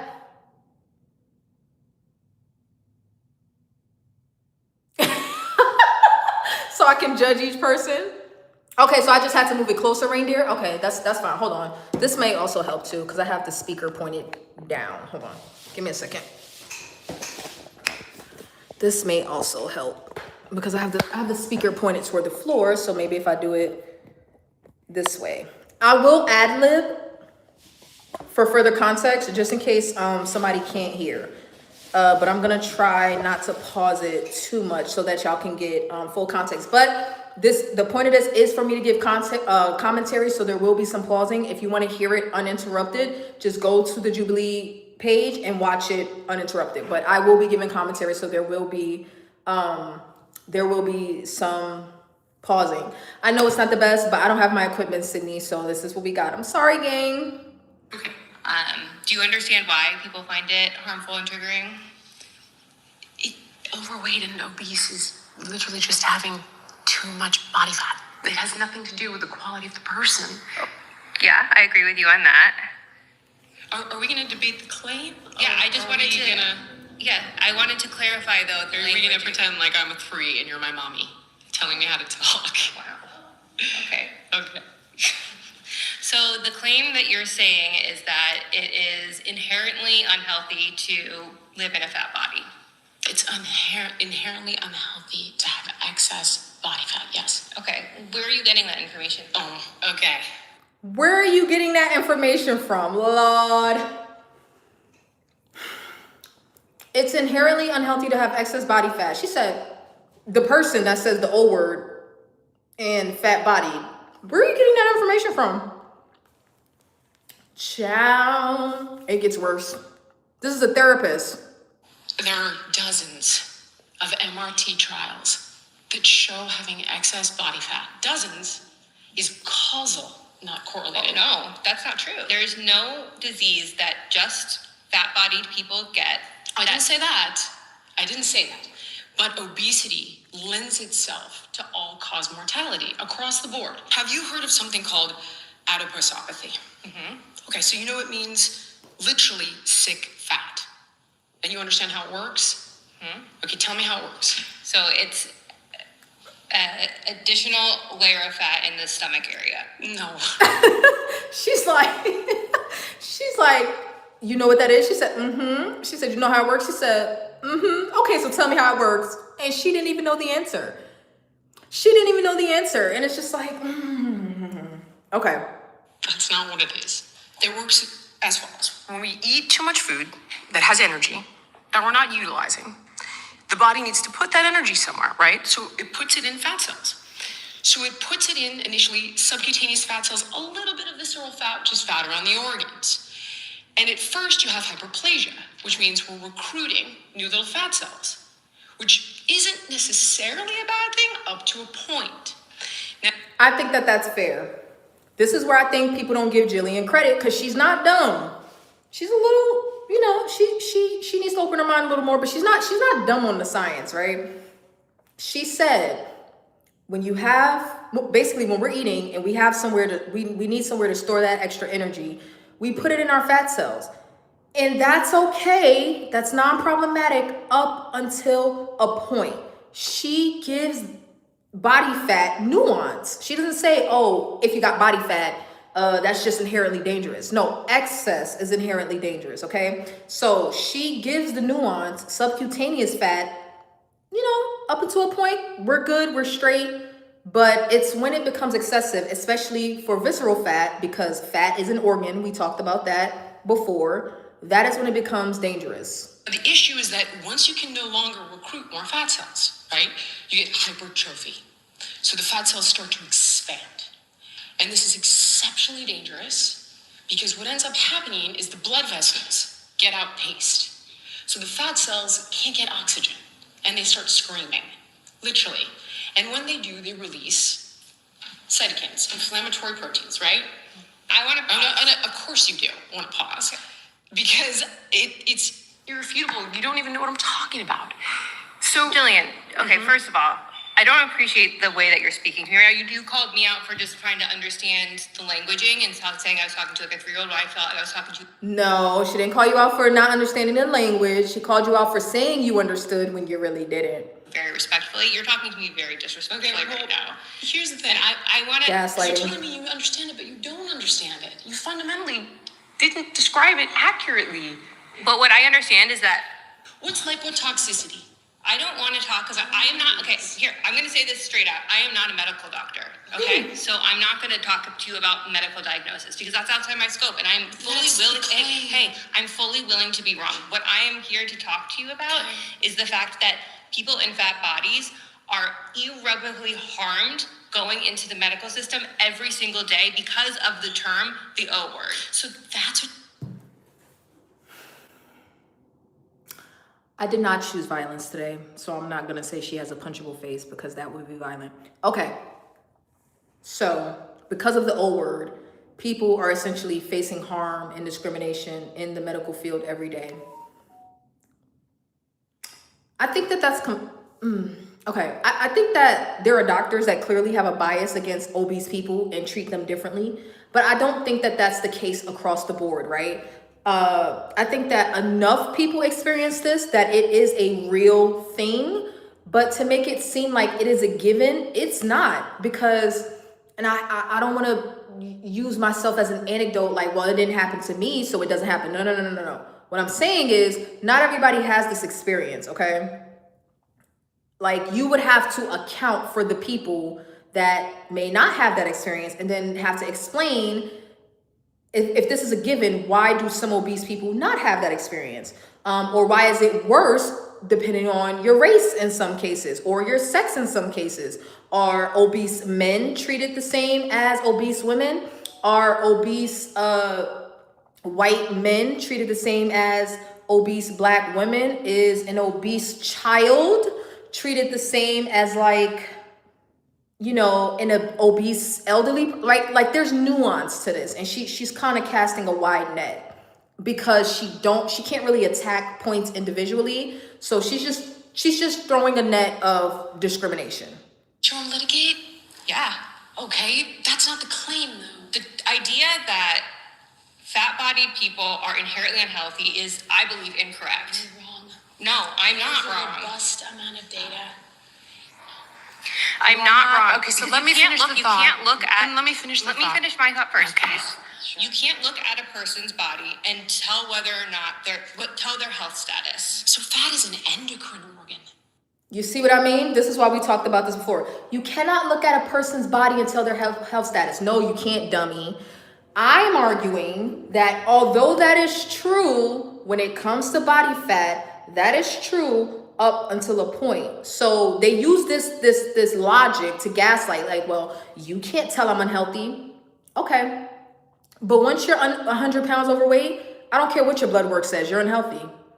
And I can see that visually. Like, I can see, like, you can't hide 100 pounds of excess fat. You can't hide it. It's going to be visible, right? So I may not be able to look at you and tell what your hemoglobin A1C is, or something else obese people like to say on TikTok, right? Not just in general, but on TikTok and on social media. They like to say stuff like, I don't have type 2 diabetes. I don't have blood pressure. I don't have this, and I don't have that, and and you're not, and you're a normal weight, and you have all those things, and it's just like, but you're still obese though. That in and of itself is a problem. Maybe your obesity hasn't led to other problems yet, but if you don't resolve it, it will. When it overgrows, it does wreak havoc in the body. I didn't finish telling you what happens. So when the oxygen can't get to those fat cells, they'll die and they'll rupture. And then the immune system starts dumping macrophages in to try to clean it up. But do you know what's even more unhealthy is weight cycling? And as we talked about earlier, only except for your people who have. If you want to talk about that claim, we can. The claim is. So then what are you supposed to do though? So let's say this person is in a fat body and they are inherently unhealthy, right? We're telling them they're unhealthy because they're in this fat body. What are they supposed to do? Will be significantly more prone to all-cause mortality. For me, intentional weight loss fails 95 to 98% of the time. So what is the... Why though? You would probably know this better than me. Obese. The O word is obese. The prompt is obesity is not healthy, and pretending it is putting lives at risk. So the O word is obese, and apparently the O word is obesity is an unsafe word. Hold on, y'all. Man, how he gonna fall asleep before doing my ice cream run? That's messed up. I'm gonna have to go get my ice cream myself. Okay, let's continue. Because weight is not an individualistic pursuit. You narrow it down to this idea that it's causal, like that they're just not trying hard enough. But that I is, didn't say that. She didn't It's say that. multifactorial. Unquestionably. A lot of people lose weight. The problem, right, is that they put it back on. Are we in agreement? yes. Okay, great. Why do you think? Okay, we gotta pause. God damn it! I'm sorry. John! I'm getting somewhere! Yeah, but you Alright. voted out by the majority. Please return to your seat. Diabolical. Hello. Hi. I have lived in a fat body for like as long as I can remember. How do y'all feel about that term, a fat body? I mean, I don't mind saying fat. I don't mind saying overweight. I don't mind saying obese.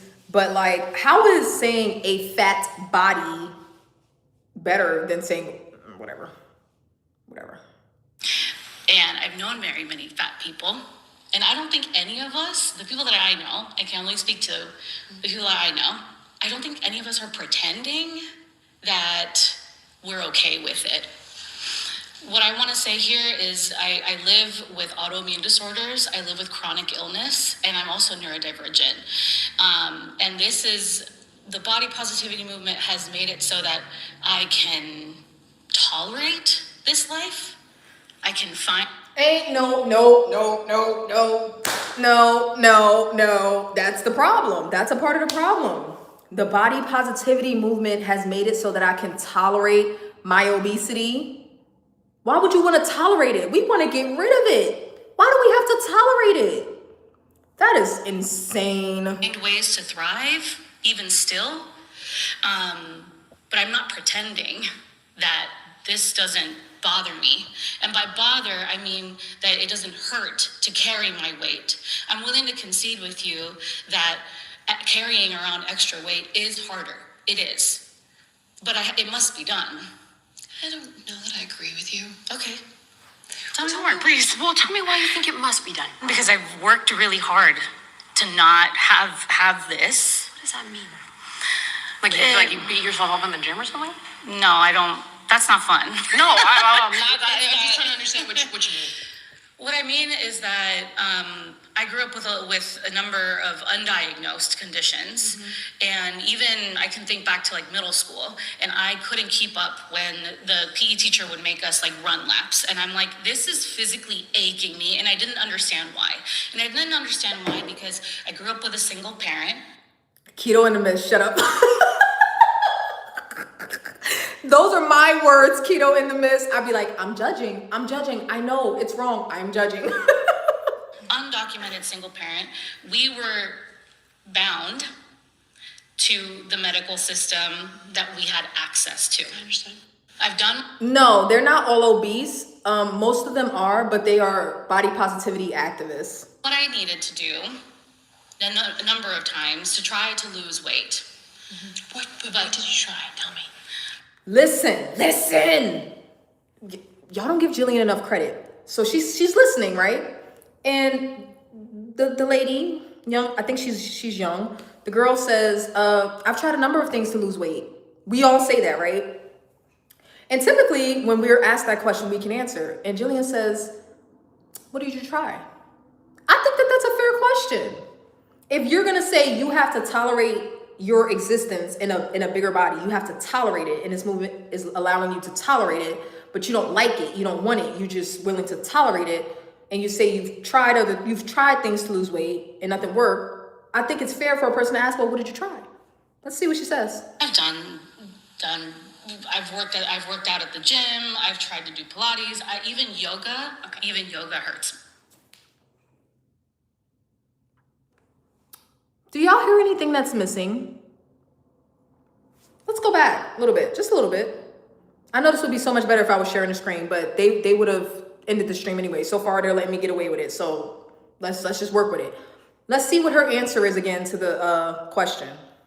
To the medical system that we had access to. I understand. I've done what I needed to do a number of times to try to lose weight.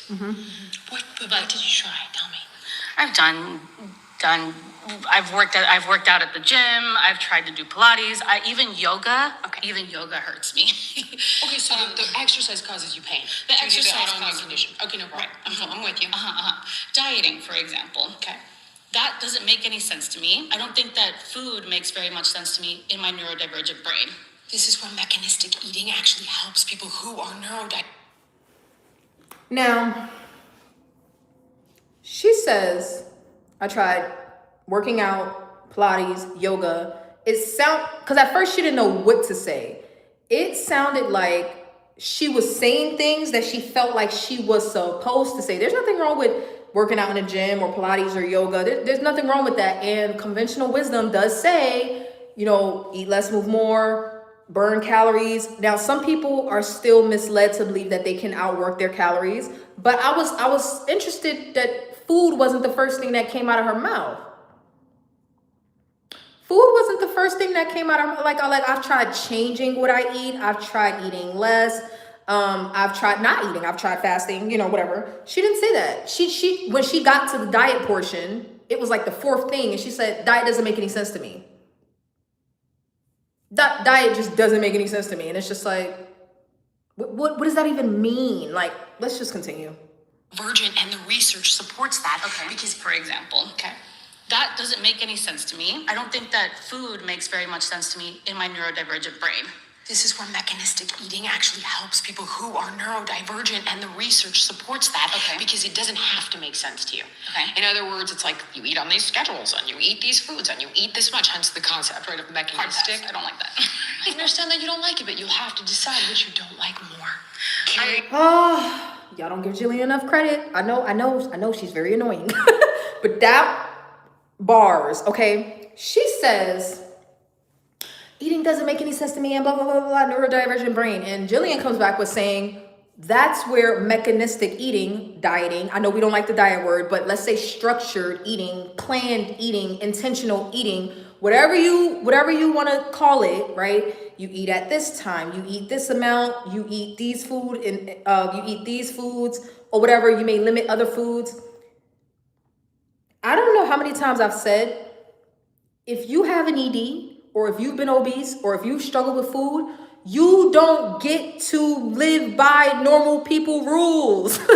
You don't get to just let your intuition guide you. You know what I mean? No, you need structure. You lack structure. We lack structure. Those of us, not all of us that gained our weight struggled with food, but those of us that struggled with our eating, we lack structure when it comes to our eating. So it's like, she's saying on one hand, well, dieting doesn't make any sense. I don't want to diet. And then Jillian is like, okay, well, you don't have to like it. It's not for you to like or dislike. What do you dislike more? And without even hearing someone say this, I came to this conclusion about 6 months ago with my own eating.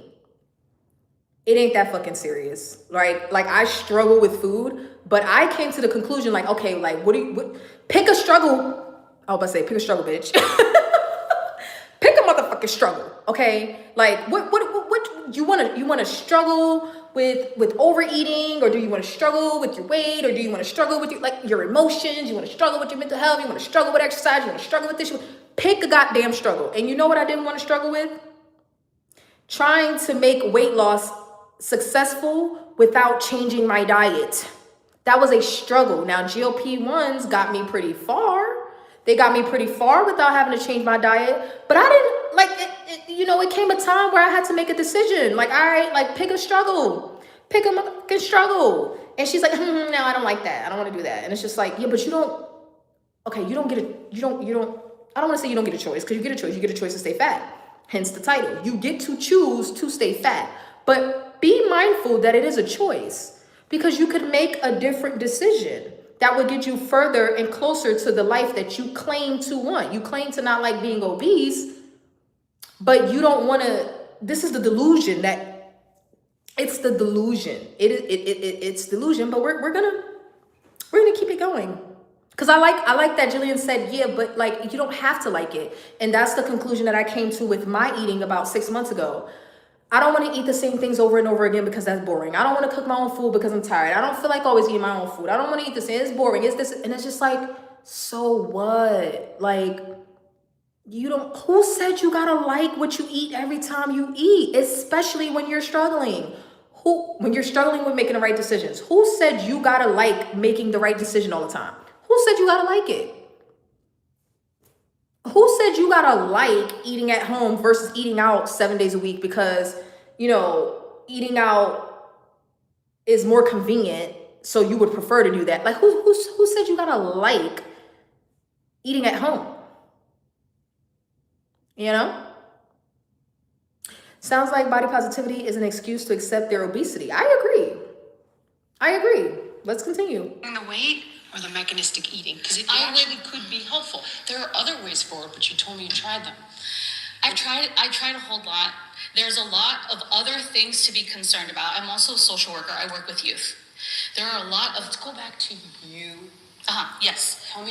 There are a lot of other things to worry about. I'm a social worker. I work with youth. Youth. You know what I notice about these people? They have a victim mindset. And when I say these people, I mean the people in this episode, not obese people. These people in this episode, these body positivity activists, they have this victim mindset. And they start using buzzwords of victimhood to incorporate into their victim mindset. So one of the things that I caught earlier when I was watching this, she started talking about having illegal, being the daughter of illegal. She said illegal. No, she said undocumented parents, and it's like that has nothing to do with what we're talking about. At all. Nothing to do with what we're talking about. But you took one piece of victimhood, which is the obesity, and tried to pair it with another piece of victimhood, which is the undocumented parents, because you know that's going to pull on people's heartstrings. And now you take another piece of victimhood and it's like, well, I'm a social worker. I work with troubled youth. She didn't say troubled, but when people say I work with youth, they're typically talking about troubled, okay? So it's like you're trying to pull on all of these strings of victimhood and excuses as to why you can't make a different decision. But let me shut the fuck up. Let me shut up and continue. Saying for me, right? There are many things that I'm more concerned about than my weight. My body is not the most interesting thing about brought me. up your weight and said, I don't see a way out of this. Right, I've tried everything. I take care of it in the ways that I can, and I've found works for me. But you just told me it didn't work for you. But it works to an extent. You just told me it didn't work for you. It works to an extent. And this is an irrelevant conversation if you're happy with it. I stand on 10. This conversation is irrelevant if you're unhappy with it. But we already know she's unhappy with it. No, this is an irrelevant conversation if you're happy with it. Is that what I said? Whatever. If you're happy with it. But we already know she's unhappy with it because she said that in the beginning. 10 toes down, that we are not pretending that But there's this is healthy okay. at any size. There are absolutely elements and aspects of the movement that do put that messaging into the universe. I've had those debates. You've said? I've had numerous I want debates to- with people who are body positivity activists that try to tell me that they can be healthy at any size. And it's just not the case. And I disagree with that. And I can use Shame. You've We have to used shame as a pause. vehicle. And I'm sorry, we have to pause. You've She been got voted voted by the out. Majority. Please return to your seat. I keep putting the phone up so you guys can see their expressions every now and again. But I'm just trying really hard for YouTube to not end my stream.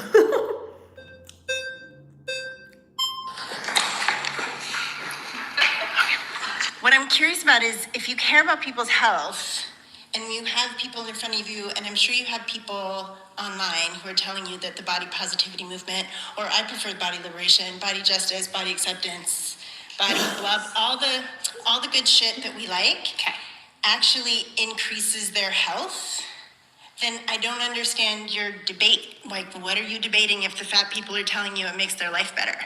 I'm debating their physical health, and I'm debating the people. Fat people are saying that being fat makes their life better. Okay. Who claim that you can be physically healthy at any size. Okay, do you think you can be physically healthy and mentally unhealthy at the same time? Of course, but that's not the claim. Okay, sure. I think the part where I get stuck, I am a mental health professional. I work with people from a body liberation standpoint. I work with people in all shapes of bodies. What I know to be true from my experience is that body positivity, body liberation helps people take care of themselves. It's very difficult to understand why you think somebody is going to take better care of a body they hate. Like why body positivity would not inspire people to take better care of their bodies. My argument. I never said you should hate your body. In fact, you You should. didn't. Okay, so I don't think that. What I think is that there are people in the movement Yeah. who have co-opted healthy at any size, and it went from access to healthcare Okay. to quite literally meaning for them that you could be healthy at any size, and that's not true. Okay. I mean, the studies show that if you're very, very, very, very thin, or your body is very, very, very. Here comes the gaslighting. They always gotta like go to the extremes. You can't just be a normal size. If you're not obese, you gotta be extremely thin and have mental health issues. very big, it is more difficult to be healthy. That is absolutely But true. then you agree with me on this point. I don't, because I don't think body positivity is the dangerous thing. I think hatred. SJW, I was saying cousin. My cousin must be thinking about me. Jen. They all social justice warriors. Fat bodies and people hating themselves and people living in self-loathing because they've been taught that their body is the wrong shape. That's the danger. Both can be true at once. So let's look at this, right? So the Okay. first thing we would want to do, obviously, is incentivize somebody. So it's like, okay, what's the why that's going to allow you to tolerate the how? But hold on. That's the positive. That's the inspiration piece. Okay. Now, here's the issue. If that piece, if all the things that they get out of it don't serve them as much as the things they're getting out of being overweight, and it does provide quite a lot. I can give you an example. Wait, then they're not going unconsciously, they will sabotage the change. Can I give you an example so you'll understand it? Okay, there was a kid that I worked with. Okay. On Biggest Losers, 18 years old. Okay. He shows up with his dad, Ken. They both lose like 100 pounds. They go home, and they're visiting their family. It's the holidays. Doors fly open, and there's mom. And mom starts crying. And she's not crying tears of joy. She feels like they're going to abandon her, like they broke the contract, like they've outgrown her. And she becomes sad and she withdraws. So what does the 18-year-old do? He starts eating with mom again. What does the food provide him? A connection with his mom. I had something similar with my dad. This is one of the ways that we connected. Food provides I literally connect with my dad like this now. But I got something for that ass when we come back from Europe. a lot of people with Break the connection, Dad. a lot of different things. Yes, you cannot eat and not have your parasympathetic nervous system turn on at the same time. There's no such thing as not emotional eating. It's fine. It's good. It's great. Food is great. But what Emotional eating is great. Ooh wee. I'm trying to show you is that if, in some cases, the pain associated with continuing that defense mechanism is greater than the pain associated with change, it helps people change in some cases. Not in the long term. And I struggle. We have I- pause there. agree with Sorry, you've been voted out by the majority. I'm glad she got voted out because she wasn't talking about a goddamn thing. Let's continue. Return to your seat.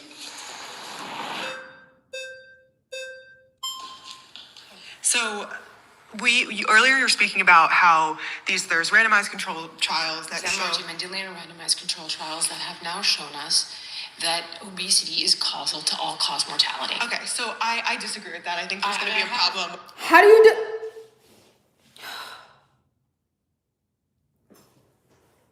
Obesity is linked to all cause mortality.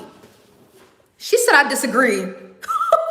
I disagree. Hold on, let me speed this up a little bit. Just a little bit. If it sounds too fast, y'all just let me know. I just realized I did not speed it up. And we're gonna be here all night if it's just on its regular speed. Okay, if it sounds too fast, just let me know. I'll slow it right back down. Dozens. Yeah. So Fact check here's them. why I disagree. Because You can disagree. no, but let me please let me hear me out. Dozens of Never mind. With them talking over each other, that ain't gonna work. Hold on. Let me go back. It's gonna sound like. Hold on. One person at a time. Damn it. Okay, so the reason why is because registered dietitian, school for 6 years, studying nutrition, weights. This is a registered dietitian. Are y'all okay out there? I mean, I had a dietitian. She was great. She wasn't perfect, but she was great. Like her guidance plus my own discernment, wonderful combination. Dietitian here. All the stuff. And we can't keep lipotoxicity is. it doesn't come up in my curriculum because it's bullshit. Because it's a TikTok thing that's like, cortisol face or whatever. It's but not, please, just listen back to me. studies. It is not Back to the bullshit. studies, back to the It's studies. ectopic fat. But can we just It's say, when because you fat keep sidestepping ends and then we up- can never I'm get not anywhere. sidestepping. This is the claim. Okay. The claim is that obesity is unhealthy.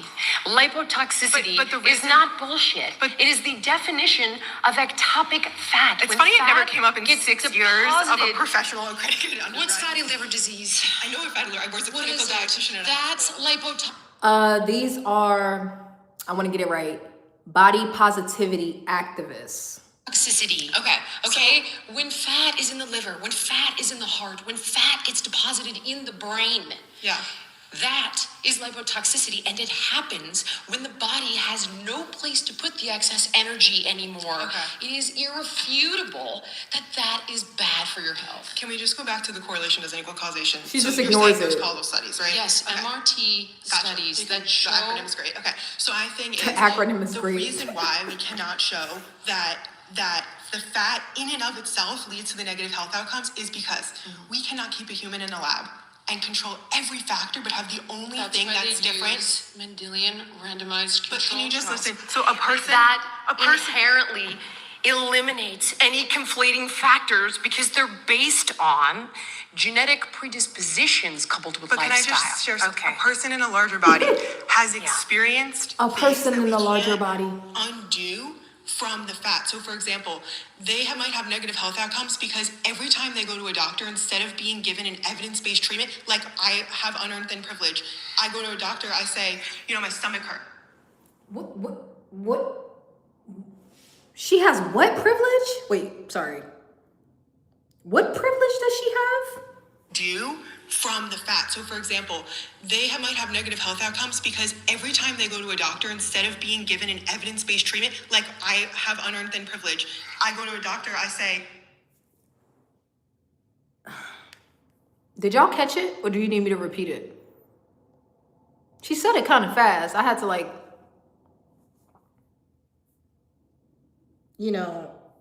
these people should be studied. Again, the people in this episode, not obese people. She said, I have unearned thin privilege. What is that? What is, see, this is why we had to have the skinny privilege stream in the first place. Because I was confused. I was like, okay, can I earn skinny privilege if I lose weight? Do I get skinny privilege? Like, can I buy some skinny privilege? She said I have unearned skinny privilege. Man, this is a dietitian. my stomach hurts. I get a full Basically workup. saying the earth is flat. Are you trying to tell me that having fat in your liver, I just want to talk having about- fat in your heart, having fat deposited in your brain is healthy? No, I just want to talk Okay, about. so no, you're not trying to say that it's healthy. No, I'm not trying to tell you that is what I said. I was never talking about the health of it. Okay. I'm trying to say everything you're saying is hinging on this idea, and it's a problem that we disagree on it, that it's the weight in and of itself that leads to the negative health outcomes.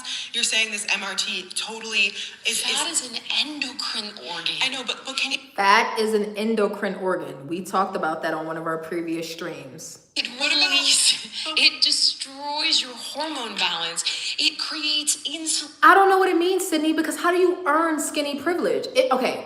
To say a person has unearned skinny privilege means that one can earn it, right? How do you earn skinny privilege?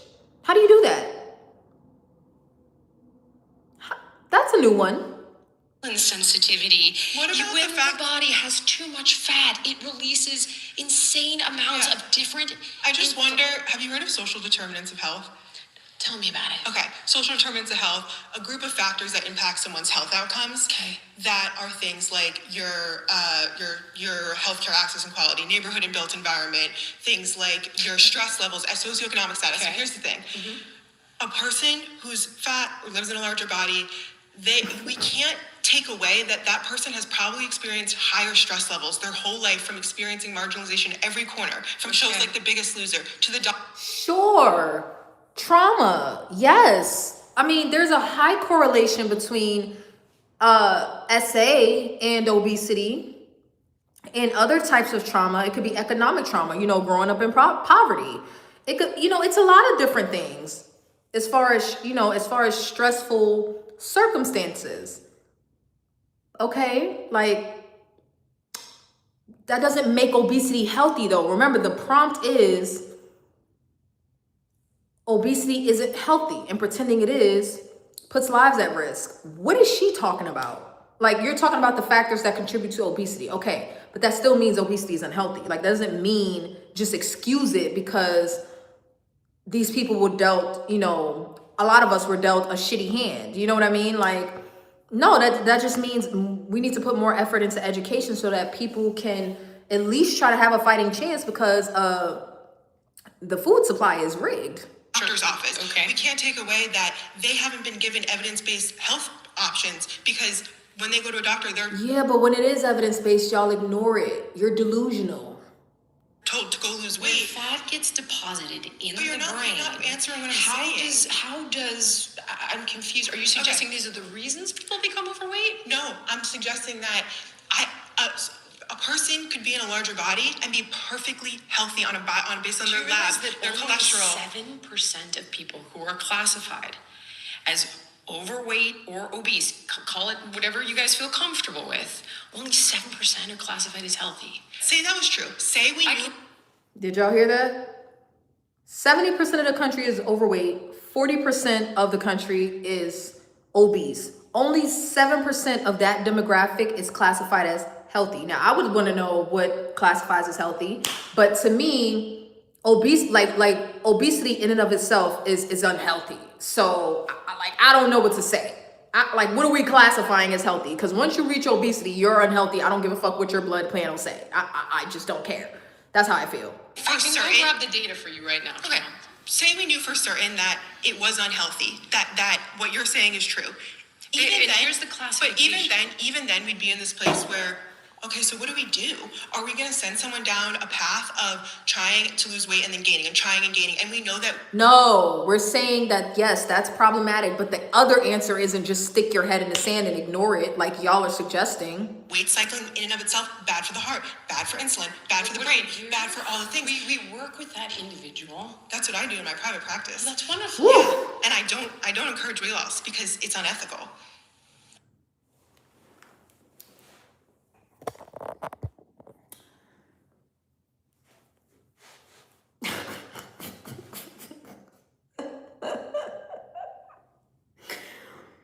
Did y'all hear that? One more time for those in the back. Know that weight cycling in and of itself, bad for the heart, bad for insulin, bad for the brain, bad for all the things. We work with that individual. That's what I do in my private practice. That's wonderful. Yeah, and I don't encourage weight loss because it's unethical. I disagree with you. And what's It's ethical? You were asking before, what do professionals do? Not to be transparent with people about the dangers. Yeah, transparency is the dangers of weight cycling. You can go down that That's path. a separate issue. You're presuming they're weight cycling. If you're doing your job, they shouldn't have to weight cycle, right? No, it's not about me. It's about the body. The body is so smart. But we're animals. Our bodies, when we lose weight, our body goes, oh shit, she just starved me. I'm gonna do everything I can to try to get back to that place. I think it's drive up thoughts about food. I think it's more slow down metabolism to conserve the energy you are getting. Are you suggesting that because it's hard and it's multifactorial, we should negate the dangers and not try to get healthier? I'm suggesting that it's more dangerous. No, that's exactly what she's saying. Because it's hard and multifactorial, we should just do nothing. That's exactly what she's saying. To weight cycle than it is to stay in a fat body. It's still not the claim. And if you want to show me that, sure, show me the data. I'm not going to argue with that. It's not healthy to do that either. That's still not the claim. Your claim This isn't a hierarchy of what is. Red flags are the way that they vote the person that Jillian is debating. That is the way that they vote that person out of the chair, and then another person gets to come and, debate Jillian. We're out of time. We have to pause there. Yeah, thank you for that exchange. Okay, we're gonna pause right there. So what do y'all think so far? We're gonna go get me some ice cream real quick. We're going to get me some ice cream. Actually, y'all wait here. Let this continue playing, and let me go grab my ice cream. Sorry, I want y'all to be able to like hear it. Yeah. Oh shit! Hold on. Debater, get to the chair in 3. My next surrounded claim is that the large food companies are one of the primary beneficiaries of the body positivity movement. All right, if you want to be the next debater, get to the chair in 3, 2, 1. Hi. How are you? I'm Chiffon. Nice to meet you, Chiffon. So, what are you classifying as large food companies? Okay, PepsiCo, Coca-Cola, General Mills. Okay. Now, if they were beneficiaries, benefactoring, and making all this money off of the body positivity movement, why is it that they spend billions on calorie counting apps, on a lot of things that we see in society as forcing the losing weight or talking about losing weight? Because that to me doesn't make sense and doesn't correlate. But also, people that are benefiting from this are the people in the body positivity movement themselves. A little bit about myself. Wait, can I clarify one thing? Please. I'm talking predominantly about finance. Okay, sorry, perfect. Thank you. Even that, I still will say. So I come from the wedding industry. Can you guys still hear it? Sorry, I got my ice cream in my hand. Oh, the video is on Jubilee's channel. It's on Jubilee. Yeah, if you want to watch the full video uninterrupted without my commentary, you can find the video on Jubilee. So I created the first publication in the world for plus size brides. I've now gotten 13 wedding publications around the world. And my biggest thing is the wedding industry is very centric on this is what the wedding industry looks like. I have created a platform where and not just larger bodied body positivity, but body positivity for all sizes.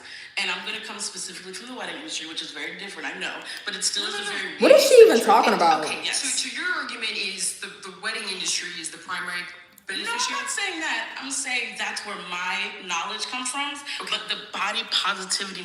Sidebar. Tommy bought me a birthday cookie. You know, it's like a big cookie. It's a cookie. And you know, instead of a cake, he got me a birthday cookie. So I broke a piece off and put it in my ice cream. Don't judge me. I get to be fat. It's that time of the month. I'm in a bigger body. I get to eat what I want. Movement is really for us. We are the main, and I'm saying we because I'm a large body person. Totally understand. That's where it's really coming from. The ways they're exploiting. Oh, please. So there have been 2 really big exposés. One by the Washington Post and one by the Examiner. So they're coming at this from numerous angles. Mm-hmm. So the first one is they've gone after a lot of the intuitive eating dietitians. Okay. Intuitive eating. Can I give you some statistics? Please. Okay, the Washington Post analyzed more than 6,000 social media posts by 68 registered dietitians with a combined reach of over 9 million followers. 40% of them were using the anti-diet language, right? Mm-hmm. Like food freedom, no food rules, ditch the diet, healthy in any size, so on and food freedom.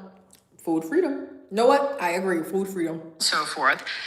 Very often not disclosing the fact that they were paid by the big food companies. Okay. So they're basically going after the intuitive eating dietitians. I can give you Abby Sharp. That's okay though, but I want you to listen. Okay, yeah. They are doing that. Yes. But the aspect... Wait a minute. Hold on. Jillian just said it's been proven that big food is targeting intuitive eating dietitians that pretty much tell you to ignore what you're eating and just, you know, eat what you want because that's food freedom. Big food is targeting and paying those dietitians. And the lady said, yeah, but that's okay. I don't think she's hearing herself. I don't think she's hearing herself at all. The body positive movement is really for us. That is not even anywhere we need to equate into it. It really is. When they're using your movement. But do you, and I'm going to say this clearly and for right now, I don't care who uses my fucking movement. I want the movement to be there. What? And that right there, they can take it. It's marketing and sales 101. Of course they're gonna use the fucking movement. But then because they're against you. We're talking about big food manipulating, I guess, health information. She don't care. And she thinks she eating. Guys say you don't get to co-opt our movement. That's not for me to do. I don't care about that. The thing is we don't care. But it's not about we should. We are doing what we're doing because this is our family. This is our world. It doesn't matter about what. Do you think that? But the thing is, we don't care. We are the movement, but there are a lot of. Okay, so if y'all didn't hear it, because I really don't want to hear her again, so I don't want to go back.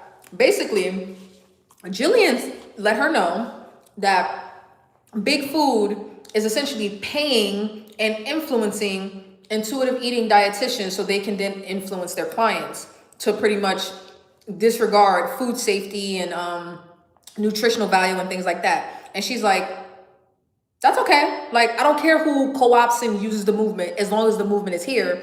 And Jillian is telling her, I think you guys should speak up and say something about the movement being co-opting because it's making you all look bad, right? If there are outsiders, big food, pouring money in with bad information, making the movement look bad and giving people bad ideas about food and health, maybe you guys should stand up and say something. And she said, that's not for us to do. That's what she said. As long as the movement is here, oh well. As long as I got a community of people telling me it's okay to be big and I got somewhere to feel comfortable, it don't matter if big food comes in and sprinkles a little sugar on top. That's not for us to be concerned with. I think that's crazy. I think it's crazy. But let's continue. People that are being hurt by this.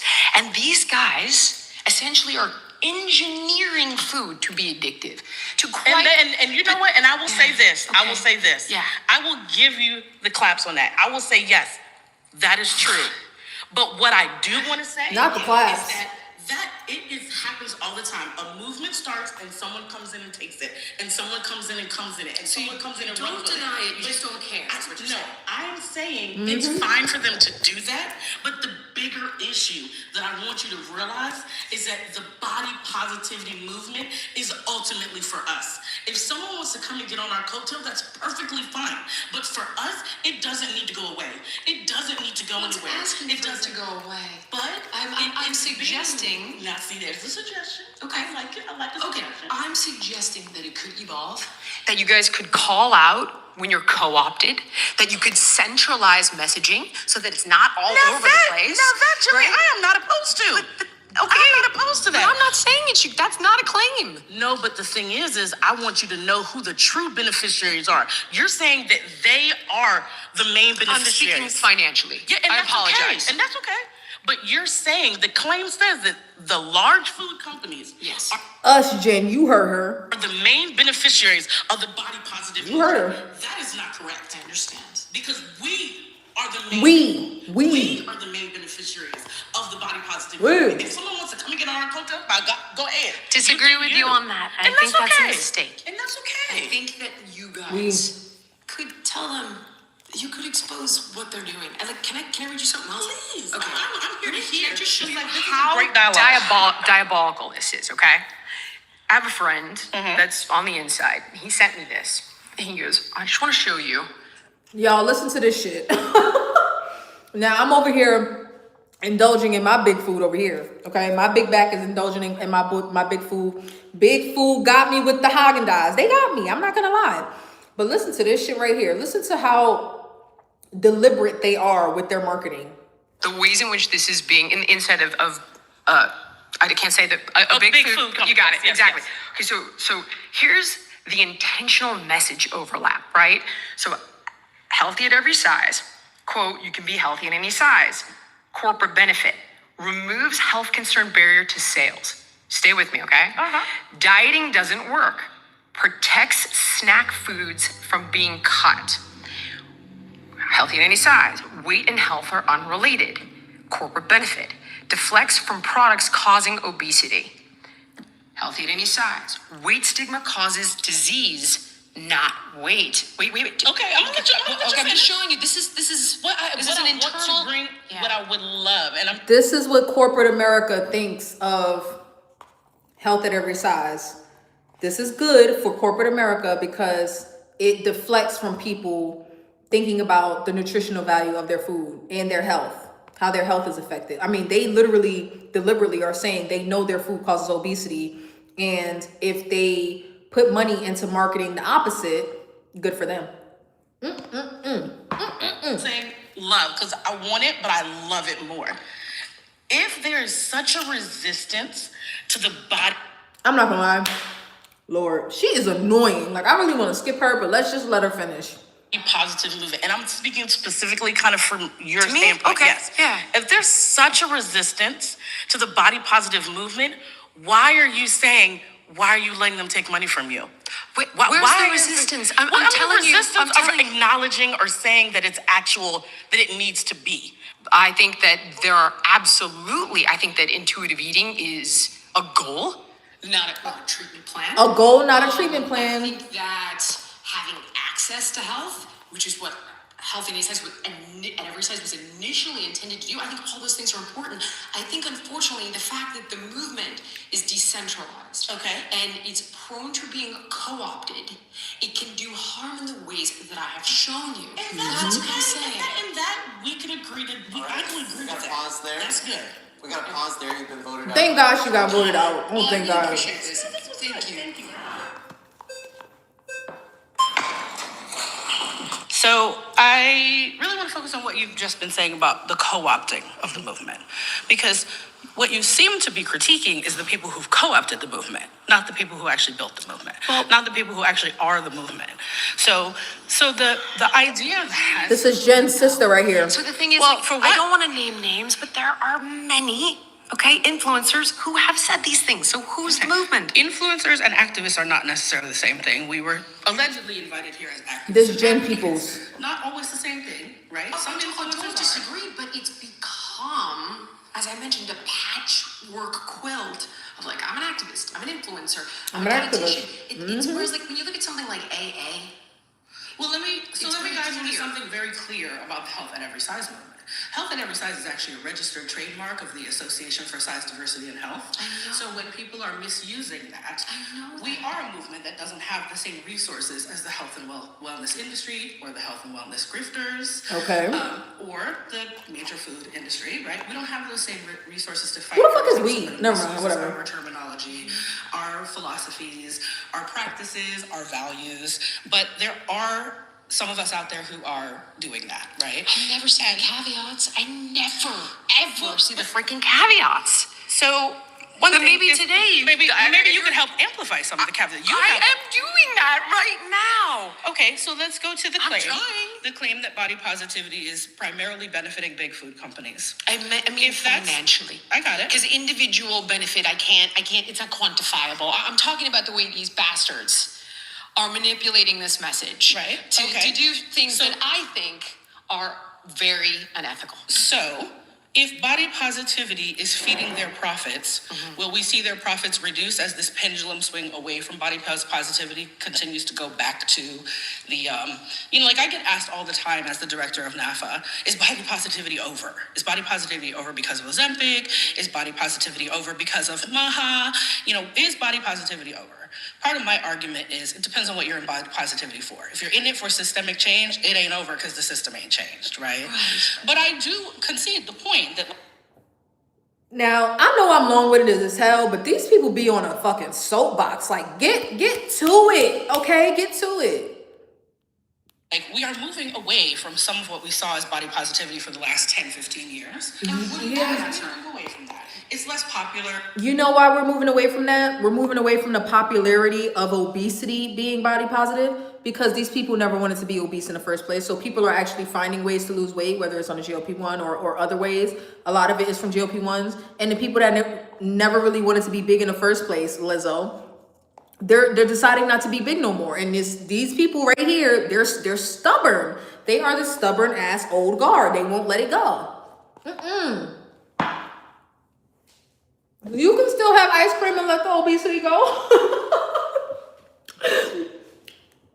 Let the obesity go, child. You can still have your Haagen-Dazs every once in a while, okay? You know what's funny? Y'all know when this Haagen-Dazs is from? Y'all want to take a wild guess? This is a month-old Haagen-Dazs. I've been eating this. Okay, let me not say I've been eating it for a month, but it was purchased a month ago. I was eating it for a couple of days when I was here about 3 or 4 weeks ago. And when I came back, it was still in the freezer. So now I've been eating it again for another 2 days. This is 1 pint. Is that what it is? Is it a pint? What is this? Nicole, you would know. What is this? It's 1 container. It's taken me days, nearly a month, well, not consistently, but like days to get through 1 container. Like, you know, I'm not saying everybody has to do it that way, but what I'm saying is it has taken me some time to realize what my weaknesses are, what my weaknesses are, where I can indulge, where I shouldn't indulge, and to accept that you can give up on obesity and still indulge in some of big food shenanigans if you so choose, okay? Some people choose to give it up altogether, but some of us, it's just like, I'm having me a little Haagen-Dazs every now and again, okay? Oh, the whole pint in one night, I couldn't do that. I'm already getting a stomach ache. And I'm the type of person that likes chocolate on top of chocolate. So I like to put chocolate cookies or chocolate brownie into my chocolate ice cream. So because I had a big birthday chocolate cookie, I just broke a piece off and put it in there. But now I'm starting to get a little bit of stomach ache. I can't sit there and eat a whole pint of ice cream. I never could, even before GLP-1. So it's just one of those weird things. But anyway, let's get back to her and her soapbox. Okay, so let's try to understand. We're moving more towards a thin-centric ideal again, or, you know, leaving behind, we've labeled body positivity, DEI, and we're turning away from that, whatever. As we move away from that, are we going to see the profits of these food industries drop? Well, you are. Yes, we are going to see the profits drop. Yes. If body positivity can just sell that food. If you could just tell people, when you feel good in your body, you're going to eat all the Nabisco snacks that you want to. Because then why do we have to make them addictive? They don't even want you to stop eating 1 chip. This is how incremental they are about this. They literally engineer. That sounds. Just hear me out. They don't even want you to have to stop and take a drink of water when you're eating their chips. So they engineer how much fat. Jillian, I'm gonna just give a little context. She's extremely passionate about food manipulation and addictive properties of food. She's extremely passionate about it. She has a huge gripe with big food. Very big food, big sugar. Jillian takes it to the heart. She really does.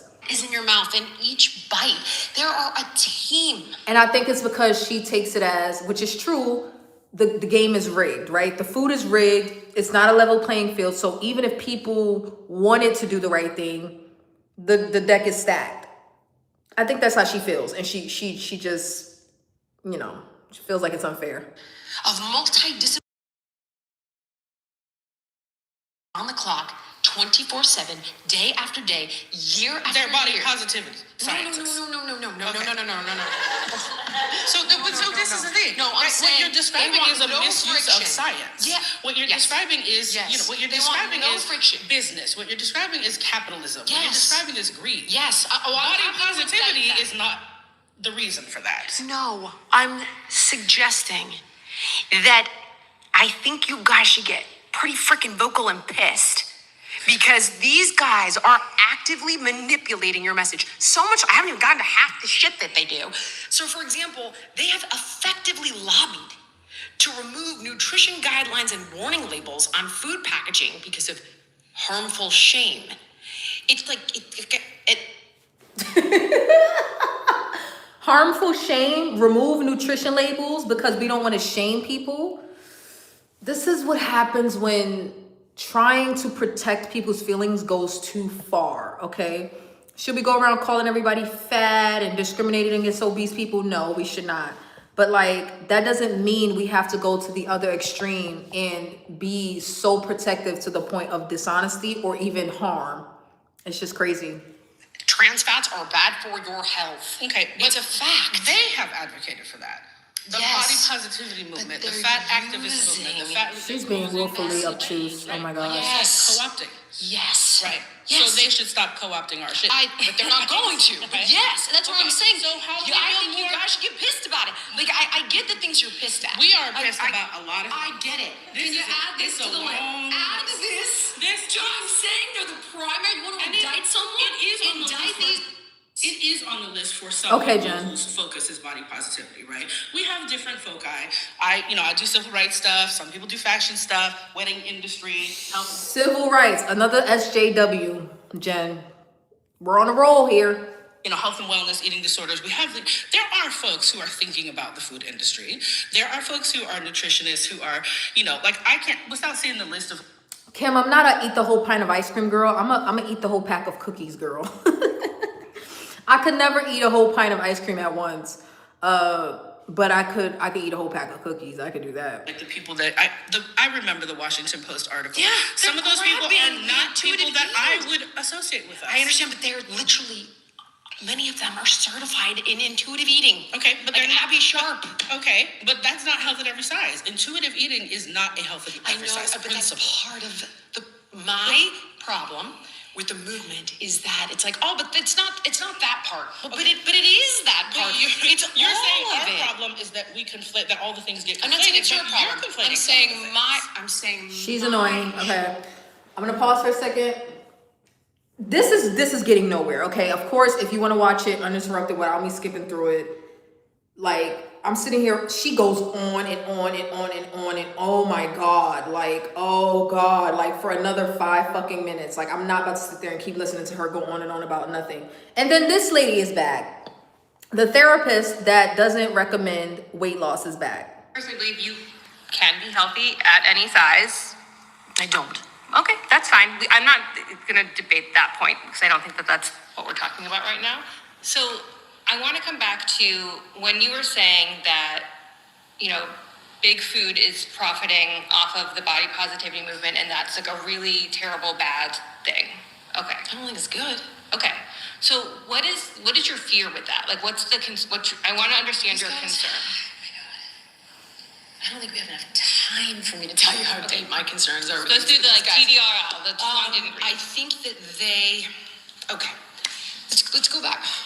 God. All right. Go back to the 70s, or like late 60s. 5% of American adults were obese or overweight. Right now, it's 74%. Like, what happened? Hell no. They just let her keep talking. I think she ran out of time. They didn't even vote her off. That was crazy. Did everybody just have a moral failing? Was it a quantum leap in genetics? They No, I'm changed the being BMI overnight. hypothetical. I'm like, no. Jillian says in the 60s, 5% of Americans were overweight. We did this when we went back to the early 1900s, back to the American diet, and we correlated the obesity rates all the way up through the 70s and 80s, I believe. She said, yeah, because they changed the BMI overnight. Jillian said, no. Oh my God, I'm dead. Look at pictures. they did Look it. at pictures of. We also did that. We looked at pictures of people from the 50s, 60s, 70s, and you can clearly see that people were thinner. BMI. Which I don't agree. Yes, 5% to 74%, Sydney, in 50 years. You heard that correctly. Yes. With Childhood FYI to the obesity world out there, did but- not even, it wasn't even a thing. Type 2 diabetes used to be called adult onset diabetes. Yes, it did. What happened over the last 50 years? And what I'm saying is, I don't think it's a sudden moral failure. I don't think it's because 74% of American adults are lazy and weak and stupid and pathetic. I don't think so at all. That is a moral failure? No, you're misunderstanding what I'm saying. I think it's not. I think. But you do think when it's we an look at- individual's responsibility when they do become in a fat body. I think that the system is largely rigged, and 74% of American adults are having a real hard time fighting against it. For a whole. I think that that's fair. I don't think Jillian could be any more fair than that. I think that the system is rigged, and I think that 74% of Americans are having a hard time fighting against it. It don't get no more fair than that from a disliked person. Of reasons. Hold on. For a host of reasons. One of those big reasons One of those huge reasons is big food. And when you look at But if big food, wait, I want to pause you there because if I know that you're very big in the Maha movement and you're saying they're doing all of this amazing stuff, but then they cut SNAP benefits. And so access to food is such a huge reason for people to be able to have a nutritious diet. So how can you explain that when you're saying that big food is awful, terrible, all of these things, but then still align yourself with the movement that cut billions of dollars to people to get access to food? okay, hold on. I'm not saying this movement is perfect. I would not like to see people, what is called nutrition assistance, I don't think that's soda and chips and candy. Now, having changed the food pyramid, it's calories, it's not nutrition. I do think changing the food pyramid has now mandated that access to the foods on the food pyramid is going to make it more available, and it's going to take the hundreds of billions of our tax dollars that these guys captured in a subsidy flow. The food pyramid is not about guidance for you, me, you. The food pyramid is about grabbing $600 billion over the past 2 decades to grow ultra-processed food from the shitty-ass GMO crops that are covered in poison that then get Thank you for being vain for 6 months, Teddy. Mwah. grabbed by big food and loaded with more poison and then tinkered with so you quite literally cannot eat just one. I think these guys are devil. I do. And the depth of my feeling about this, unfortunately, like this is what I mean. I don't, if we're going to indict someone, like when you look at intuitive eating, it's awesome in theory. Feel your fullness. You cannot. I disagree with that though. We're out of time. Thank you. She didn't get voted off. They ran out of time. My next surrounded claim is that the body positivity movement oversimplifies disordered eating and trauma. All right. The body positivity movement oversimplifies disordered eating and trauma. Okay, I'm gonna save some for you guys to watch on your own. We're gonna get through a little bit more and then we're gonna switch videos and then we'll get out of here. Man. Oh, these people are not gonna like this one. They're not gonna like it. Whoever wants to be the next debater, get to the chair in 3, 2, 1. Let me tell y'all something. If I'm on this show, I'm throwing elbows. I'm not going to assume, but I imagine you have some sort of maybe personal experience with eating disorders or disorder eating. Definitely as a kid, would overeat. I wouldn't say binge eating disorder, but I would compulsively overeat. I would eat, have a connection with my father. I would eat to feel a sense of comfort. I would eat to feel a sense of control, without question. And did you feel shame and then go to therapy to work on that, or did you just oversimplify it and then kind of... I didn't oversimplify. I was 13, 14, and 15, so I didn't have the bandwidth to process what was actually going on. I was in therapy for other things that were going on in my house. They're not addressing the prompt. She's just asking her questions. Okay. And I definitely was helped. Okay. So I'm glad that you were able to, go to therapy. That's not something that everyone is able to go to. It's a luxury and a privilege for a lot of people, especially in the United States. I have dealt with an eating disorder since I was 7. That's when it... I'm not trying to be insensitive, but like the thing about SJWs is that they live in victimhood a lot of the time. And when you're trying to have a conversation, they only know how to have it from the stance of victimhood. So they get on these soapboxes and gotta tell you their whole life story and trauma dump. Again, I'm not insensitive to trauma. A lot of us have trauma. Maybe all of us have trauma. But it's like, we're here for a reason. We're here to discuss the topic and not your personal trauma. But let's continue. Was first realized, it wasn't diagnosed at 7, but it was realized at that point. And my body fluctuated. I'm not going to use numbers because I think there are a lot of people that have disordered eating are already that putting use up their numbers as a flags. metric. And so they'll look at me and I'll say a metric, and then it'll cause someone to have what I like to call... No, it's a luxury in the privilege, Nicole. You got to get it right. It's a luxury and a privilege. Check your privilege, Nicole. A shift in where they are now to where they're going to be down like a rabbit hole of disordered eating behaviors. I think that trauma and eating disorders go hand in hand, but they're not exclusive. There are people that don't necessarily have any trauma, but somehow have developed some sort of eating disorder. My eating disorder was something that I'm not gonna lie, they're saying this so many times, I might have to skip it because I don't want my video to get flagged. So she's just going on and on and on. And she got voted off pretty quickly. Like she got voted off like 30 seconds later. Okay. Condition, basically. I know you're laughing. I'm laughing because that would be my dream. That's the only reason I'm laughing. I was like, poor you, Summer. I'm sorry, go ahead. Not to try to invalidate. I skipped a little bit, but this is the next person. She has a condition where her breasts grow out of control. How you feel? That's okay. Sorry, go ahead. So I've got a condition called macromastia. It means that my breasts will just continuously keep growing. So I had to deal with this like my whole childhood, and I got like picked on and bullied and stuff because I was 8 years old with like double D's. So that's absolutely okay. I went to the doctors and they actually told me that I had to lose weight in order to get a reduction. At this point, I was actually a Scottish size 6, which is a UK size 2. So like on the bottoms, just obviously not on my top.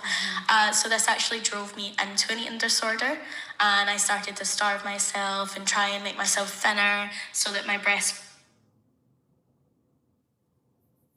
would get smaller, and that never ever happened. Like they just continuously, because it's obviously a condition, so they just kept getting bigger as I was getting smaller and smaller. And it wasn't until obviously the online platform made the body positivity movement more aware to me, and then that really helped me. And this made me start eating more. It made me start posting more online about my body, and I just think that your claim's a little bit silly. Can I give you some examples? Of course, please. So, while intuitive eating is actually not intended for people with eating disorders, I cannot tell you how many people have misinterpreted that. And I've ended up dealing with it personally for quite some time now. So, for example, things like avoid diets where mechanistic eating is actually recommended for people with many different types of eating disorders. And even the women who started intuitive eating suggested that, like, hey, this is a goal, not a treatment plan. But when you've got, random people online who are, hey, just listen to your feelings of fullness, you can't do that when you're at. You can't. Let me let her finish. Let me go back. I jumped the gun. Let me go back and let her finish. Goal, not a treatment plan. But when you've got, random people online who are, hey, just listen to your feelings of fullness. You can't do that when you're anorexic. Your body no longer recognizes those satiety cues. It absolutely shuts it down. When it's, what was it? Listen to your hunger. Like you cannot do that if you have binge eating disorder and you're feeling a deeper hunger. It's the fun. This is the thing that these kind of people, it's like speaking a foreign language to them.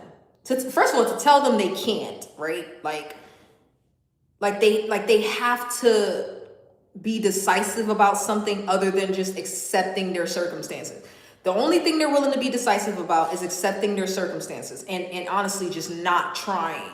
Like these are not the people that try hard and fail.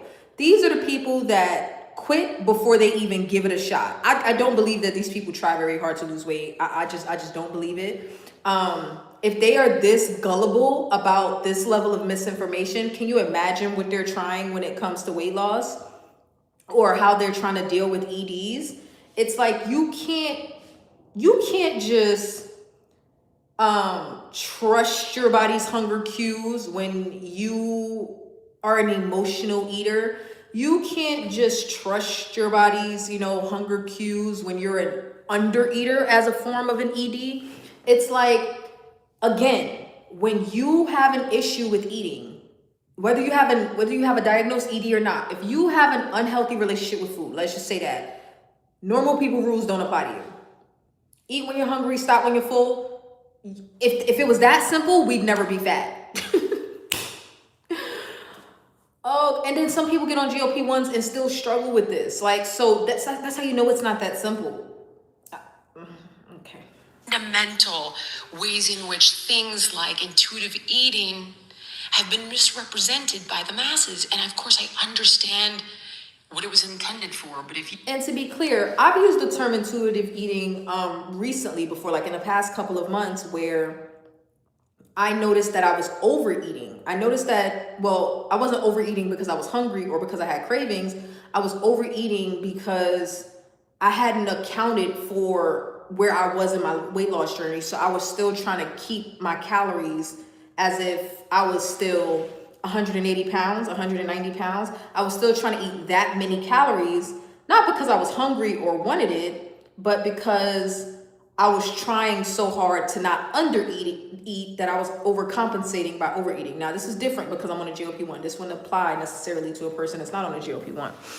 But I had to account for my weight loss and account for the fact that my body doesn't need as much calories. So I did try, like, well, let's see what happens if I just, what happens if I do just listen to my body? We know that our hunger cues are skewed on a GLP-1, and if we don't pay close enough attention, we will undereat. Well, I just wanted to see what was going to happen if I didn't work so hard to try to get, 1,800 calories a day when I didn't need 1,800. I only needed like 1,500. And it was interesting. I actually lost a significant amount of weight when I would just eat when I was hungry and then eat when I wasn't hungry. But it's a delicate balance, right? Like, I had spent the past year and a half working on my relationship with food to be able to do that. You can't just tell that to the average person with an ED. Just eat when you're hungry and stop when you're not. What? No, I got hormonal help. I have a hormonal crutch in Zepbound that allows me to be able to do that. You know what I mean? So it's just like, oh, the delusion. You think that the vast majority of these people posting on TikTok have read the freaking guidelines of mechanistic eating? I think we're both dreaming. No, I get that, but I think the thing in my head is like, why do you care so much about someone else's body in order to like try and argue? These are the same people that will complain about a lack of access to fair and non-discriminatory health care. When somebody is saying that they care, when somebody is trying to give them the information, they say, yeah, but why do you care about somebody else's body? But y'all claim y'all want people to care. It makes no sense. Against body positivity. Like, say someone's like fat, obese, whatever, walking on the street, that doesn't actually affect you as a person. Totally right. So I don't understand why you would feel the need to fight for people that are arguing for that person to feel validated as a person. Everybody wants to be Arguing for the validated. person, I don't know. However, there are people that do want help, and I think that this can leave them feeling exceptionally confused. And there are many that I have tried to personally help that have experienced feeling misled, misguided by some of the, or almost all of the intuitive eating principles, and they're not being educated on But the you could fact. also argue like the latter. But there are a lot of people that actually want help, and I care Yeah. that they get the most But I don't think the efficient body help. positivity movement is like just for obese people, just for people that are That's what they say. drastically need And help. anorexia is It's not for, obesity. so I was anorexic, and the body positivity movement helped me. Do you not think that the body positive movement helps them rather than shaming think them? Because that- that's how they get in that place in the first place, with other people shaming them constantly. I'm not suggesting anyone should be shamed. You're completing two different issues. I don't think But that I people... think in one, it's all one issue. They always come back to shame when they get pushback. They always lean on whoever's giving them the pushback is trying to shame people. I'm going to show you shame before we get out of here. Oh, I'm going to show you somebody shaming because this ain't it. It's not though, sweetheart. You're telling me that you think, I think shame is awesome. I don't. No, I didn't. I don't. I didn't. I think that these tools or things like, oh, you know what? It's society, it's diet culture, it's this, it's that, it's bigotry. No, dude, it's probably the fact that like somebody God forbid, touched you when you were a kid. I don't think that's appropriate or even right. You see how quickly she shut that down? Listen. And the slightest bit. No one touched me. No, not you, dude. I'm not talking about you. I completely get that. And I'm not you talking also about keep you mentioning personally. like parents. I have two very loving parents. My parents never made me feel shamed about my body. It was like Jillian was trying to shine a light on the fact that some people suffer with their eating due to trauma. If you watch a single episode, pick an episode of 600 Pound Life out of a hat, 9 times out of 10, especially if the episode is with a woman, her obesity and overeating started after some sort of essay. It's essay, abusive parents, neglectful parents, and sometimes even with the men, it's essay, abusive parents, absent parents, neglectful parents. A lot of these people with severe eating issues grow up in very, very traumatic and abusive households. And Jillian may not have like segued into that the right way. Like, you could tell by her expression, she didn't really know how to say it, but she wanted to bring light to it. And she's like, oh, I think that's inappropriate. But what if that is some people's reality, which it is? What if it's their reality that their obesity started after, as a protection? A lot of people will say, oh, I felt like if I made myself ugly, if I made myself big, nobody would want me, nobody would hurt me again.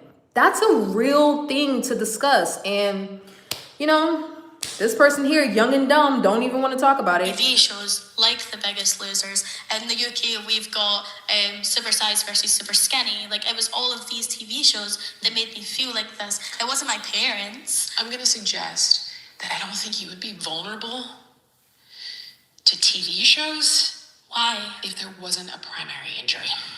Because who cares, buddy? Do you know how much stuff goes after me personally, or after people of color, or after gay people, or after You have to remember, I'm quite young. So when these came out, I was very young, very impressionable. And I have adults telling me that my body, because my BMI is higher, I have adults telling me that my body is you have to lose weight to fit in with normal people. You're young when you're impressionable. So she, on one hand, says she had loving parents and nobody did anything wrong to her. But then on the other hand, says that she had adults telling her she had to lose weight to fit in. This is what Jillian's talking about when she says a primary trauma or a primary injury. Something happened in your childhood to make you so susceptible to what's going on TV. Remember we were talking about the Kate Moss quote, nothing tastes as good as skinny feels? I didn't understand what the beef was with that, because I never understood what the attachment was to models and Hollywood beauty standards. I didn't feel that attachment growing up. I can't relate to that. I don't know. I've expressed this before. I don't know what it's like to look at a model or a celebrity or some sort of superstar. Well, now I do. I want a Meg booty, y'all, because I'm vain. But I mean, when I was growing up, I didn't know what it was like to look at a distant person that I didn't know, look at them on TV and say, wow, I'm ashamed that I don't look like that, or I would love to look like that. I don't know what it's like to try to change my body to fit an unrealistic standard. I do know what it's like to not fit in aesthetically to my friend group because they were all thinner than me. But I don't know that's just normal societal shit, right? If you're the bigger one in a group, you're gonna stick out and people are gonna make fun and people are gonna tease and blah, blah, blah, blah. But to feel insecurities from TV shows, I'm not saying that's not a real thing. Clearly it is, but some of us can't relate to that. She talks about it as if that's normal. That is not normal. And if you're having that issue as a child, something's going on in your environment that's allowing that insecurity to creep in. Just like kids that are called ugly by their parents, or called nappy-headed by their parents, or bald-headed, or dark-skinned, or too light, or too fat, or that's internalized because of what's going on in your household. So it's on one hand, she's like, no, I had loving, great parents. Nothing ever happened to me. Nobody did anything to me. And then she's like, yeah, I had adults telling me that I needed to lose weight. You want me to believe that your parents weren't a part of those adults that were telling you that? You want me to believe that? You want me to believe what other adults told you impacted you so much over what your parents said? Or was it that your parents were the adults that were saying this to you? Because they're like, another thing is like, I can't imagine, like, when I was a kid, like what other adults had to say didn't necessarily make me feel a way about myself. Like, I just don't relate. I just don't understand. I don't know. I don't know. And for you to be arguing against like body positivity, like I hope you don't have a daughter. Because my little sister, I hate when they always do this on Jubilee. They attack people in their families. Like there was one episode where a woman told a man she hoped his daughter got assaulted. These people are fucking psychotic. Like, I cannot stand when they're losing a debate and they start coming for your kids and shit. Oh, I hope you don't have a daughter. Like, unless somebody is talking about harming children, like that's the only time I'll say, damn, I hope you don't have kids. Like, if you're talking about not protecting kids or harming kids or whatever, then I'll be like, damn, I hope you don't have kids. But like, they're just having a discussion about health and you're gonna say, damn, I hope you don't have a daughter, insinuating that she would be harming her daughter by her own personal feelings. I think that's out of pocket. like, needs the body positivity movement. I think people need the body positivity movement because without it, everyone's just going to be looking at other people, judging other people. Like, I'm sure. You think the body positivity movement is stopping people from being assholes? No, that's not what I said. I think you're not right about that. No, that's not what I definitely said don't at think. all. I said you think it stops people from judging other people. Yeah, well, No shot that's gonna happen. They're It's just not judging they're gonna hide it people from on you. their size or what they're Of course they are. They're not though. Okay, pause. You've been voted out by Thank the majority. God. Okay, all right. So trust me. Oh God, this lady here. It gets worse. I'm not gonna keep playing it, but that was Jillian on Jubilee. I think she did a wonderful job. Sydney and Jen sent me some stuff. Let's see. Sydney, your link did not open. Oh, hold on. That I share that I'm on a 15 milligram dose of Zepbound, and somebody puts together that I'm in maintenance and I'm not trying to lose weight, or that I have a healthy presenting body, or that I look like I don't need this medicine, somebody always has something to say. 15 milligrams is just the dose that works for me. I'm still a hungry gal. I still have always on this medicine, eaten 3 large meals a day. I have never had an issue with appetite on this medication. I still have to manage my nutrition and work out. I am a registered dietitian. I am an athlete. And 15 milligrams is the dose that takes the edge off the food noise for me. Anything lower, I'm starving. And if they made it 20, I'd be there. Mind your dosing videos. So this, my friend, is a great example of internalized bias. You have obesity bias, you have nutrition bias. You assume that all registered dietitians are supposed to have great, perfect diets and healthy bodies. Child police. Thank you, Sydney, for the email. Please, people are stupid. People are dumb. Positivity influencer. Hold on. Preaching a simple message. Love yourself at any size. Love yourself at any I size. don't care how trendy or cute or fun it seems to be fat. You gotta really think about your health. Hold on. There's an ad on top of the video. What is happening here? Has to beat, babes. I'm gonna tell you how I got here. From championing body positivity to renouncing it. My story starts like this. Since I was a little girl, I always knew I was bigger. But I'm from the Bronx. I'm gonna share both links in the community if anybody wants to watch those. So it's getting late, but I cannot leave without showing y'all this last video. I'm so sorry. I know this took a lot longer than I anticipated, but thank y'all for rocking out with me. Okay. So thank you, Jen and Sydney, for the email. I'm gonna watch those when I get off of here, and I will share them in the community as well in case anybody wants to see them, because they were related to the topics that we were covering. But I have to show y'all this video. I have to, because I have to know what y'all think. Like, is there a line that can be crossed with criticism or critique or judgment? Is there a line that gets crossed, or is it all fair game? Okay. Now, this is from a content creator called Six the Goddess. We're not going to watch the whole video, but she's basically reacting to another content creator talking about her experience, you know, how people treated her in the Black community after losing weight. I mentioned this before. Looks like this is the same video, somebody else reacting to it. Now, she says a whole lot of stuff before she even gets into her reaction. So let me play that, and then you guys can let me know what you think. And girl, you look good, and you will sit. Peace and love, family. It's your girl, Six the Goddess. And keep in mind, I'm a goddess. You know what I'm saying? And I was getting tagged in this, and I said, wait, how you will sit there and call each other thick, and girl, you look good, and you will sit there and condone obesity because some. My bad, hold on. Peace and love, and call each other thick, and girl, you look good. And you will sit there and condone obesity because some men like it, which is absolutely insane. All right. And then we're going to talk about the social aspect of this. A lot of women, once they do lose weight and they lose that invisibility, they're not ready for the social change. So we're going to talk about how after your weight loss, you're going to lose friends. You could potentially lose family.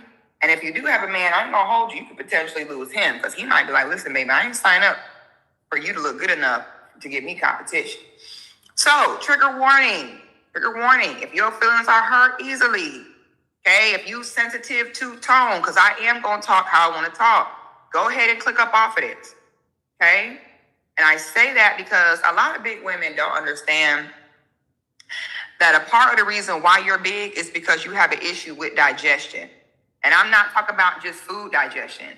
Most big women have an issue digesting anything. Food, emotions, your spirituality. And you big, stay big, because anytime you hear something that challenges what... You like her, sweet tea? All right, I'm going to keep letting it play. I ain't saying nothing. I don't have an opinion. I ain't saying nothing. Are you familiar with her, sweet tea? I'm not familiar with her, but let's continue. You've told yourself to cope with feeling trapped in your body, you suck your teeth and you roll your eyes and you get mad at it. So I encourage you in this conversation, okay? Fight through however this gonna stab in your heart and feel like I'm talking about you specifically, okay? It's 1,000 of y'all watching this right now with big bison backs. So I don't want nobody to feel like, oh my God, she talk about me. I also want you to understand, okay?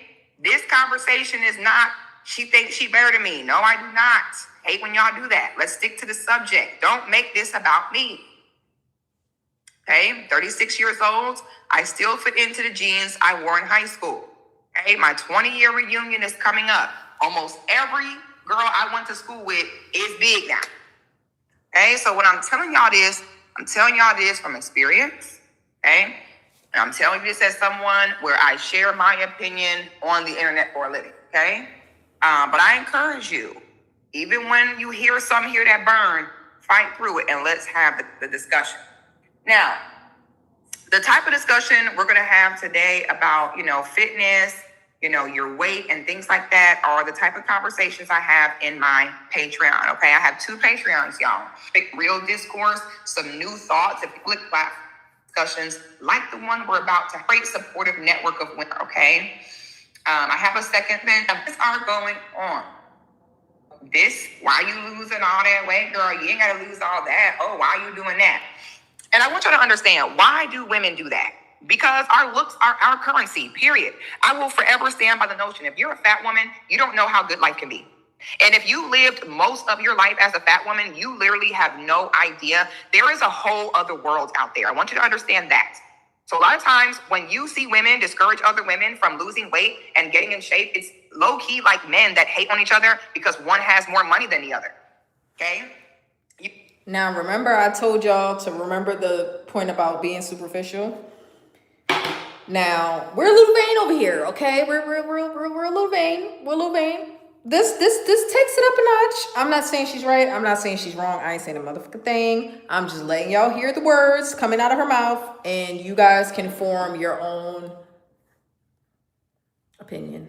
You see those guys, they pull up in a brand new nice car and they're like, niggas like, yeah, I was gonna get that, but see, I didn't like that. You wasn't gonna get nothing. You couldn't afford it. You wasn't gonna get it, okay? So the same way that rich men don't associate, take serious, respect, or talk to broke men, I want women to understand that a woman that takes care of her appearance, takes care of herself, and takes pride in that, that is your first job, okay?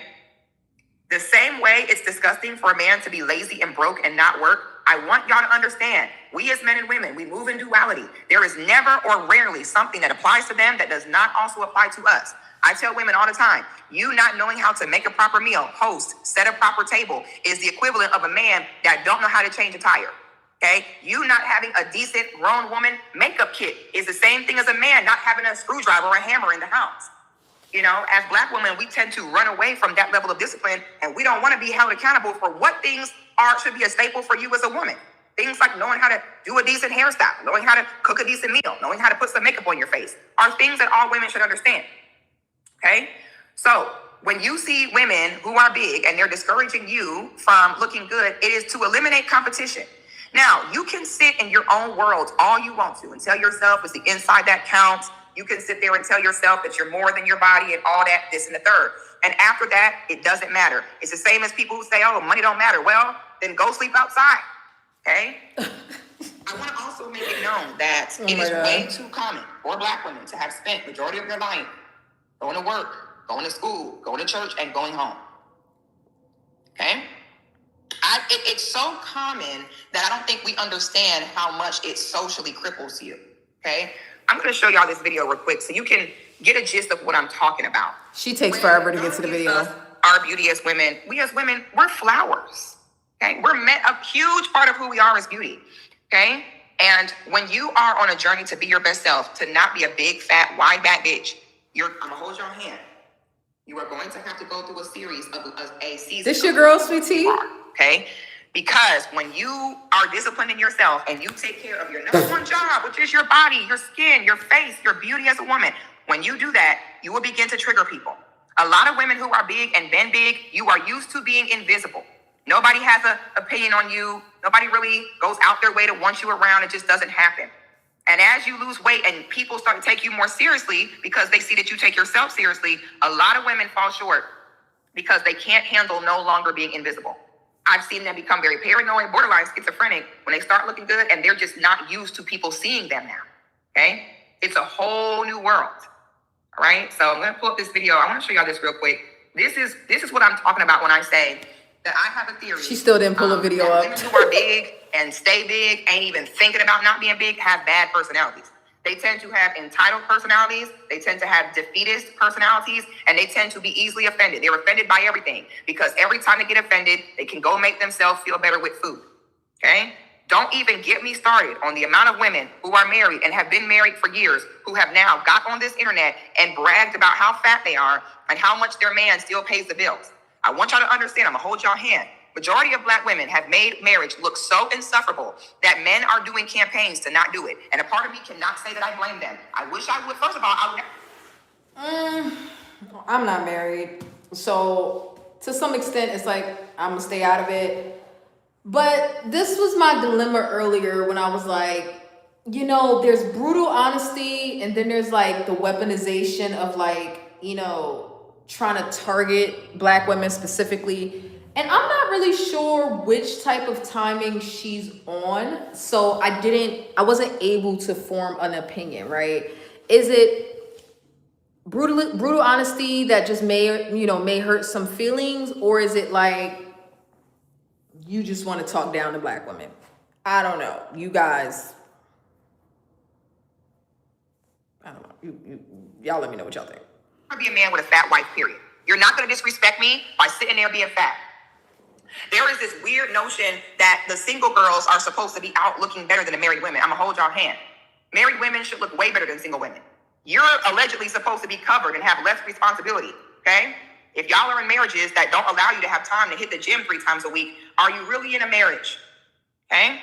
So I want you to understand that men, a big part of why men are going to get their passports, not want to get married, is because all these big fat women that have sat on the internet. I don't really care about the relationship stuff, but let's continue. Saying, oh, well, y'all can be fat too, and what can he do about it? They always tell y'all, take advice from women that have been married a long time. Well, most women married a long time are fat and do not have their shit together. And they have spent their whole life going to church, sitting in the house, chasing and monitoring that man, and they're big.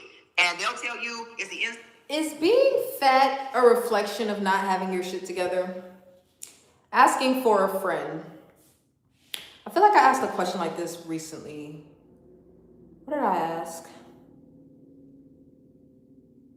I forgot what the question was. Or I think is being overweight or obese a reflection of a lack of discipline? And a lot of people said yes. So is this the same thing? Is this the same thing? Like, you know, being overweight is a reflection of like not having your shit together, whether mentally, emotionally, and physically. Like, let's say you got your finances together, but mentally, emotionally, and physically, you're fucked up. Or, you know, I don't know. Maybe you have a family, but financially, you're fucked up. I don't know. I'm not really sure what she means about not having your shit together. But let's continue. That counts. Who cares if you're big? He'll still love you regardless. And then she do. And I'm like, holy crap. When they bring y'all them big Rasta pasta bowls, you do know you're not supposed to eat that whole thing. If I go get a Rasta pasta at a restaurant, that's my lunch for 3 days. When I see the amount of food y'all eat, I know for a fact your stomach is stretched out. Now, I've been seeing girls listen to some of my content and they try to regurgitate it other places and it just doesn't land because it's not your original idea, okay? Now, I've said this years ago and I want to reiterate this. You can listen to this or you can't. Because a lot of y'all who are grown and big, you're probably going to stay that way. Because y'all are entitled and all you do is complain. Y'all probably in my comments complaining right now. But if you want to save your daughters, if you want to save the younger girls, okay, from this, listen to me. Do not have your daughter buy into the notion of don't waste food, okay? Allow your daughter to eat until she's satisfied. Stop putting so much food on her plate and then telling her that she can't get up until she's done, because it trains her from young to stretch her stomach out, and it trains her that whatever food you see, you have to eat. Okay, a big part of how I have maintained my weight is that no one forced me to eat. Growing up, if I was only in the mood for 2 chicken nuggets and a piece of broccoli, that's what I ate. My mom never, ever made food a reward, and she never, ever forced me to waste food under the guise of, oh, there's hungry people, don't waste the food. Honey, no, if you're not hungry, don't eat it. We never rushed out of church or Kingdom Hall to rush to go eat. It was never a thing.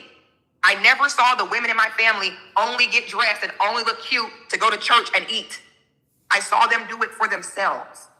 I want you to understand, we're talking about changing the foundation of Black women. At least women of other races, by the time they get fat, they're old.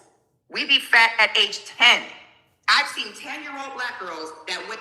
Different groups of people are fat and young. more than me as a grown woman. That is abusive.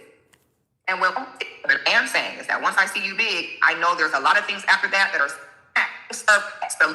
And how she keeps saying, let's get to the video, and then she takes forever to get to it. So let's actually get to it. Hold on. Put a link in the description to it as well for the creator. Things about losing weight as a Black woman is the fact that... Oh my God, it has an echo. Okay, so I ended up not finishing the video. I forgot because when she played the clip, there was an echo, and I guess she didn't realize it. But I actually followed this other content creator, the one that she reacting to. I just forget her name. So many freaking channels. I forget her channel name. Let me see if I can find it real quick. But I see a few different content creators are reacting to her video regarding like how she was treated post weight loss. Is this her channel? The Treasure Show? Is this her? Let me see if I can find her video, this recent one. Maybe shorts. Your summer body is... No. On On behalf of naturally thick women who are pear-shaped, we do not care about your preference. I'm gonna say it again. Your aesthetic preference for my body has nothing to do with my goal of living a healthy, long life for my loved ones around me and myself. Listen, nobody talks about how whenever you are a thicker woman, you are struggling with things that are like back problems, joint issues, having irregular periods. Those are all things that I have struggled with. So whenever people sit in my face and tell me, oh, you looked better before, I do not care. And if you're watching this and you're thinking about starting a weight loss journey, let me tell you something. It is the best decision I made. It has been so empowering to lean down and feel lighter, feel confident, have more energy, and actually feel sexy and wear the clothes that I want to wear. You know, I was a hamburger away from having a pudgy tummy. Whenever you have leggings that compress your waist, it appears like you are snatched and you are healthy, but what really stands the test of time is being able to feel confident naked. On behalf of naturally thick women who are... Child. It really angers me seeing beginners make the same mistake. Listen, that's the treasure show. Six the Goddess was the one that was reacting to her calling people big backs, and oh, I'm tired. She was calling people big backs and basically saying like, listen. Now she was coming from I think an extremely superficial standpoint, which I don't even necessarily think is a bad thing or a great thing. It's just different people have different approaches, so I'm not gonna really harp on anybody being superficial about their stance. But yeah, most of her point was about the aesthetic, the privilege that comes with being thin, the downside to letting yourself go in a relationship. And I don't know. I mean, her stance is pretty... I can't say whether she's right or not because I don't have those conditions in my life. Like, I'm not married. Well, you know what? I know what it's like to let myself go in a relationship. But as far as like, you know, the sitting at a table and being told you have to finish your food, I never actually experienced that. You know where I learned that, like, oh, you know, don't waste food or whatever? Society, commercials. Commercials of starving kids in Africa and societal norms of like not wasting food and stuff like that. But I actually didn't learn that in my household. So I get what she's saying, but I feel like she's mostly coming from like an external standpoint, right? Like, she may mention health, but I don't think her perspective is necessarily from like, you know, I don't think her perspective necessarily comes from like being concerned about people's health necessarily. I think she's more so concerned about look your best at all times. And if you are 50, 100 pounds overweight, in her opinion, you ain't looking your best, you ain't feeling your best, you ain't trying your hardest. In fact, you're slack as fuck. That's what it sounds like she's saying. Like you just slack. You're slacking, you're lacking, and you need to get yourself together. I wish my parents taught me about nutrition and portion control. I don't think she's wrong.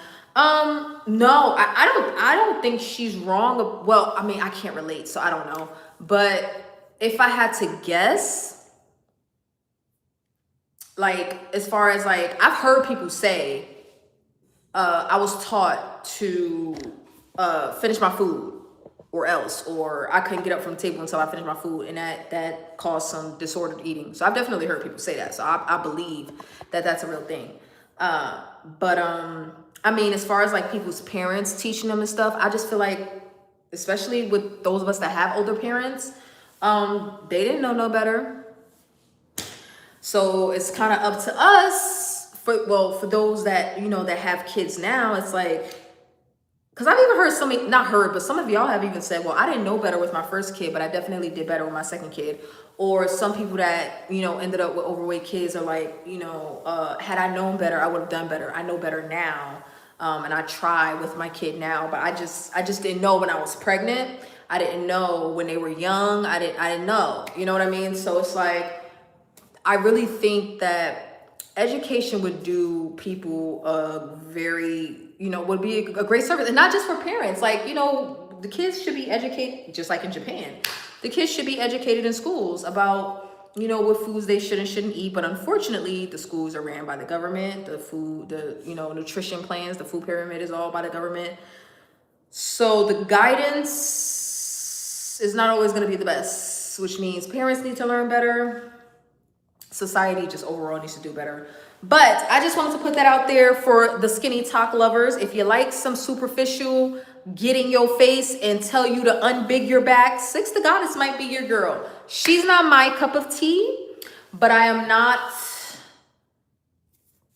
her video didn't bother me. It's just not my cup of tea. I don't even necessarily think it's toxic. It's just not my vibe. Like, that's her particular method is not what gets me going, even though I can agree with some of the things that she had to say. Now, I will say the skinny talk compilations, a lot of that is a happy medium for me. That's my happy place. But even that, I have to take some breaks from the, you know, over the top, superficial contents. Even I have to take a little break away from being vain, okay, and just be, you know, a little more down to earth in the present. So that is all I got. That is it. That was actually quite fun, but it took way longer than I thought. 3 hours, 9, 10, 11, 12, yeah, 3.5 hours, way longer than I wanted to. Good night, Holly. I'm about to be in bed. I'm not in bed yet, but I'm about to be. Thank y'all for joining me. I'm so sorry again for the 80th time that we had to do this as a vertical, but y'all, like, I'm getting ready for my trip, and thanks, sweetie. Well, okay, I'm supposed to be getting ready for my trip, but I'm not ready. I'm all the way in North Carolina to get my hair done tomorrow, and I came to get my nails done, because there's like, I can rely on the people here, so I travel all the way back to get the stuff done, but I still have to go home and finish packing. Also, are you going to Paris? Stop being nosy, sweetie. I am not revealing where I am going until Wednesday when I fly out. Oh my God. I'm going to tell you guys on Wednesday. I actually already have the stream scheduled. I'm going to go live my first night in my destination. There's going to be, you know, a time difference. So I've been trying to figure out like the proper time to do this. But I'm going to let you guys know on Wednesday. I'm actually going to, I wasn't going to let y'all know until I got there, but I kind of got to give y'all a fit check because Reindeer asked for, Amsterdam was last year, sweetie. Reindeer asked for outfit of the day shorts. So I have to show y'all my airport outfit. So y'all just gonna keep guessing. Y'all don't listen. This is why I can't take y'all nowhere. This is why I get nervous when I go to other channels and stuff, and y'all like, I be hoping y'all act right, because y'all don't listen. Y'all don't listen to nothing I say. I say it's a surprise. You can guess, but I'm not gonna tell you guys. And then here y'all go guessing. Milan, Paris, London, Prague, Amsterdam, here. Y'all don't listen. Or y'all just impatient. Really, sweetie, you loved Amsterdam? I was disappointed by Amsterdam, but maybe it's because I didn't get a proper guide in Amsterdam, and the weather was kind of bad. But it's Europe, so I was a little disappointed by Amsterdam, but it was okay. But yes, so I'm going to 2 cities in Europe, 2 different countries actually. Originally it was 1, and then my trip got extended recently. So I came back and said that, what did I say? I said I'm going to a second fashion forward city. And so the second place I'm going, someone guessed it on a previous stream, but I wasn't going there at the time, so I didn't say nothing, which I wouldn't have said anything anyway. And Pat, here y'all go chiming in. What is wrong with y'all? Y'all hard-headed. Oh my God. You know what? I'm going to make you guys wait till I get back. Now I'm going to punish everyone. I'm going to punish all of you. No. As of right now, Sydney, I am not. As of right now, I am not. As of right now, we are, I don't want to say safe because nowhere in the world is safe. And with everything that's going on right now, you never effing know. You never know. You never know with anything, but you know, I'm gonna go on my trip. I'm gonna have a good time, and just gonna try to stay as safe as possible, you know? Hopefully I don't get, you know, nothing happens with the airports and I get trapped on a different continent, because that would suck. That would suck. I'm gonna be a week in the first country, and then my dad and my cousin were going to make a second stop, and I was gonna come back home, but because I'm spoiled, I am now going to the second country as well, okay? But thank you, Sydney. We will have a birthday live stream as well. It will be quick as I'm getting ready for my birthday dinner, which is gonna be pizza, of course. It's my favorite food in the whole world. But as I'm getting ready for my birthday dinner, I will go live and show y'all what I'm wearing and stuff like that. So you guys will have the opportunity to tell me happy birthday, because I am amazing. It is Aries season. Yeah, we'll be able to take lots of extra underwear. You know, Sydney, I kind of have a problem where, like, when I travel, I bring almost all of the underwear and socks that I own. And I own a lot. There's a paranoia in me. Like, I will pack underwear in my carry-on, underwear, socks, a change of clothes, all of that in my carry-on. And then in the luggage, too. Like, but also, remember, I told you I go through multiple outfit changes. So, like, I tend to have a lot of underwear. A lot. Like, an unnecessary amount. I never go through all of it. I even order more. Do y'all know I'm still wearing XL underwear that don't fit? I need to throw them away. That is unacceptable. I get on y'all about wearing baggy pants and too big sweatpants and leggings and shirts and all of that. I'm still wearing XL underwear.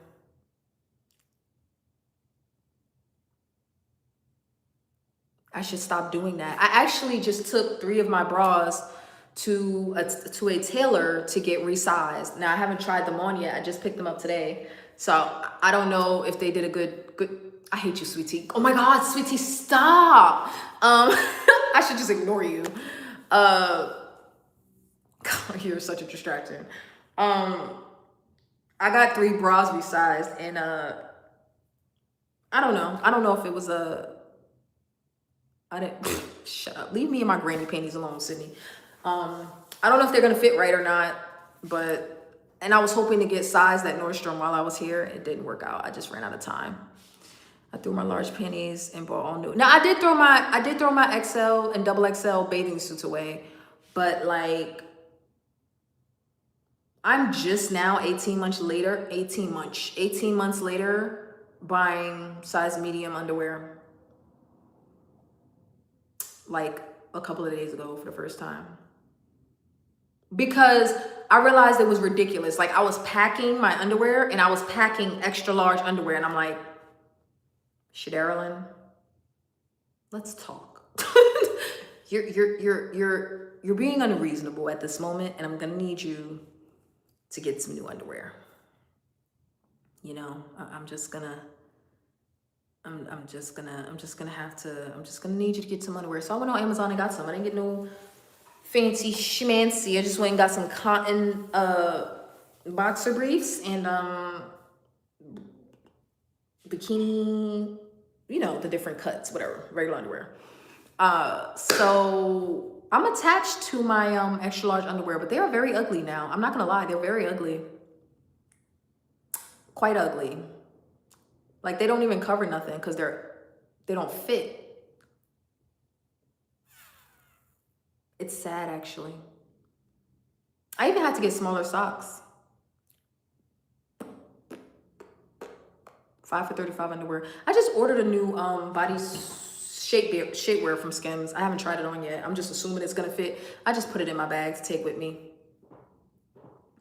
I just put it in my bag. I don't know if it's gonna fit, but my Skims, I'm kind of, you know, I'm trying, y'all, it seems like but it seems like last year, right before my birthday, I got like really like bloated right before my trip, and I looked fat in all my pictures, so I barely posted any. And I feel like that's happening now, where like my stomach was just on flat like a week or 2 ago. And this past week, I've been eating a lot of sugar. My midsection is expanding. I'm bloating. Yeah, it's that time of the month, but I'm seeing the effects of it, and it is like really stressing me out. Because when I tried on my clothes that I'm taking with me, I was like, oh my gosh, I look so amazing. Even with the Skims on, like it was great. And now I'm like, oh, everything is gonna pudge and bulge and spill over. Man, when I tell you, like, I am grateful to have lost 83 pounds, but do you know how annoying and frustrating it is to lose 80 pounds and still have a muffin top? That is frustrating. American Eagle undies. Oh, that sounds nice. I didn't get a chance to make it to the mall. I'm sad. Oh, sweetie, you're gonna be happy about this. I'm now moving up to a gallon of water. I did it for the first time the other day. It was difficult because I started like halfway through the day. So if I can start in the morning, I can get it done. But me and my cousin got some stuff planned for when we come back from our trip, and it's gonna involve a lot of tightening up, and part of that tightening up is drinking a gallon of water a day. I am extremely stubborn about that, but here we are. Did you go down in shoe size? I know a lot of people that have lost weight and said they had to buy smaller shoes as well. I'm still trying to figure that out. I thought I lost half a shoe size, but it really depends on the shoe. Like, I'm an 8.5 in women's. Some shoes I put on and there's a huge gap at the heel. But if I go down to an 8, the toe bed is too tight. But if I do an 8 wide, it's perfect. So I don't know. I would say like my sneakers have probably gone down to about an 8 from an 8.5. And then like, you know, sandals and heels, 8.5 to 8 wide. It's so weird. I don't know. I can't like I can wear an 8.5 in one shoe and have way too much space in the back. So I send it back, but then I get a completely different brand and the 8.5 fits. If I go 8.5 wide, it's too big. I don't know what the fuck's going on with my feet. I don't know. And I still got 20 pounds to lose, probably 30. And so they're gonna go. So I think I'm gonna end up at like a 7.5 shoe, which would be a full shoe size. But yeah, a gallon of water. I thought it would be too much. Oh, I'm also cycling off of bupropion. I was gonna save that update for the members, but why not? I already told everybody I'm on it. It is now spring. It is the season of the ram. Yes, it is, Aries season. The sun is out and it is staying out longer. And I am spending time outside. I am cycling off of the bupropion until the fall. So, because I wanna see how I feel without it, you know? I want to see how I feel without it. So it's going to take me about 2 weeks. I'm a little concerned because it's still kind of cloudy and cold in Europe right now. So that might trigger my SAD. So I'm kind of thinking about, like, I was going to start today cycling off per my doctor, but I'm kind of thinking like maybe I should wait till I get back, because I don't know if I want to deal with, my motivation to cycle off is the sun coming out. There ain't a lot of sun going on. Well, let me look at the weather. There ain't a lot of sun. There ain't been a lot of projected sun where I'm going. It's like cold and cloudy. It's a little bit of sun, but it's not going to be warm. It's not going to be warm. It'll be sunny-ish. Sunny-ish. And what time is sunset? Sunset is around 7. That's about an hour earlier than it is here, I think. When is sunset here? Sunset here is, that's about 30 minutes earlier. All right. I don't know. I didn't take it today. Today was the first day I didn't take it, so we're already here. So I'll probably we'll just continue. Yeah, I don't know. Now Sydney's saying I think I'd wait until you get back. Yeah, me too, because I'm not gonna be going that long. I'm gonna be gone for like a week and a half. And I don't want the cloudy, cold weather to get the best of me. That would be very not good. Like, I'm already starting to renege. I can't renege. The money's already spent, but I'm starting to like get anxiety about the second leg of my trip because it's going to be even colder. the second country. We're not going to complain about going to Europe for my 30th birthday. We are going to enjoy this. We're going to have a good time. We're going to be cute. And we're going to do something about this bloating. I have Sunday, Monday, and Tuesday. Okay, Holly and Sydney. Okay, I got you. I was thinking about that anyway. Like my doctor pretty much left it up to me. Okay, so I have Sunday, Monday, and Tuesday to do something about this bloating. And I'm not constipated. I've actually oddly been regular. I don't know. I'm going to increase my water intake. This was the last of my sugar. I should be through my cycle in the next 2 days. So my craving my appetite should go down, hopefully. I will be increasing my water and reducing my sugar for the next 3 days. And hopefully, I don't even need to lose any weight on the scale. I don't even need the scale to budge. I mean, the scale already went back up. I think I'm back at like 162 or something like that, which I'm not concerned about because I panicked about this last month and Sunshine was like, V, your cycle. And I was like, no, it's not that. And people were like, your cycle? And I'm like, oh, it's not that. And it was my cycle. So I'm not going to panic about 3 pounds this month. It is what it is. Leave me alone, Holly. I am attached to my granny panties. I am. Green juice. Where can I get some green juice? Y'all, there is nothing in my town but Bojangles and gas stations. That is pathetic. Y'all, me and my dad are going to have a hard conversation. Do you know how much pizza this man has fed me since I've been home? Like, I think my dad bonds over food. He does. He just does. Like, he don't mean nothing by it. He bonds over food. He likes to eat with his daughter, okay? We bond over pizza and what's that? Cracker Barrel. And Chinese food. So we gotta have a tough conversation. Oh, yay, congrats on 100 pounds, Holly. Woo, woo, woo, woo, woo. Congrats. You want a French fry?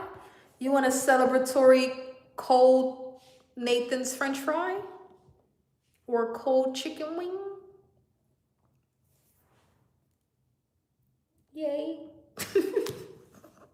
I'm so proud of you, Holly. You deserve every pound loss because you're a little vain and you're a little skinty, okay? So, yeah, I'm going to have a conversation with my father about all of the pizza that we've been eating. I mean, we do have, oh God, we have one pizza date when we get back. We already planned it, even though I'm having pizza for my birthday. We have one pizza date when we get back for a very particular reason, and we're going to do it. I'm just going to let it happen. But after that, oh God, I am done with the pizza and the Chinese food. I'm done. I can't take it no more. But yeah, I'm gonna try to flatten out over the next couple of days. I also, y'all know that body contouring that I was telling y'all about. I got my own machine, but I haven't taken it out of the box because I've been just extremely busy with trying to get ready for this trip. So I at least got it. I'm gonna try to do my own skin tightening over the next few months. I'm not really concerned with like localized fat loss, but if I lose a little, I lose a little. More so concerned with the skin tightening and the lymphatic therapy for my cellulite and trying to like, you know, do some vacuum therapy on my legs to try to move the fat from my thighs up into my butt. Sounds crazy, but you know, you can look at videos of it. And I got my own machine, and I'm gonna try to do this for myself instead of paying $500 or $150 per session and paying $500 for like 2-3 sessions. Okay, so I'm gonna try that. We got that to look forward to when I come back. I leave for my trip on Wednesday. I may talk to you guys again on Tuesday. I'm not sure yet. It was nice to have a midweek stream last time. Or maybe I'll go live in the airport when I get Wi-Fi, because I did go live in Delta Lounge last time. So I'm going to get out of here. I'm going to go get some sleep because I have to get up in the morning and get my hair done. Y'all pray for me. Please pray that my hairstylist does not cancel on me. I have driven to North Carolina before to get my hair done and been canceled on. I have lived here and been canceled on so many times. So please. Yeah, I know, like, right? Like, sweet tea, the machine gets delivered and then it just kind of sits in the box. It just got delivered, okay? And I just didn't want to be bothered with it. But I'll be home tomorrow. Maybe I'll unpack it. I have so much other stuff to worry about. I doubt I'm even gonna get a chance to unpack it. So I think it's best I just wait for it to get back. But sweet tea, if you want a reference on well, it depends on what machine you got, but I can refer you to a good channel that I just found. I got the machine that this lady uses, which obviously you already got your own, so, you know, follow the instructions there. But as far as technique, I started following this channel called, where is your channel, lady? Uh-oh. Don't give me the lion. What the fuck is her channel? Her channel is, don't give me the lion. Maybe if I just,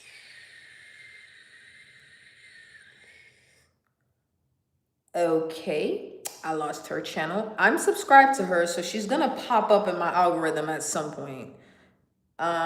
Just scrolling, I'm not seeing, like, just looking at who I'm subscribed to, she's not popping up as like one of the first 10 people, probably because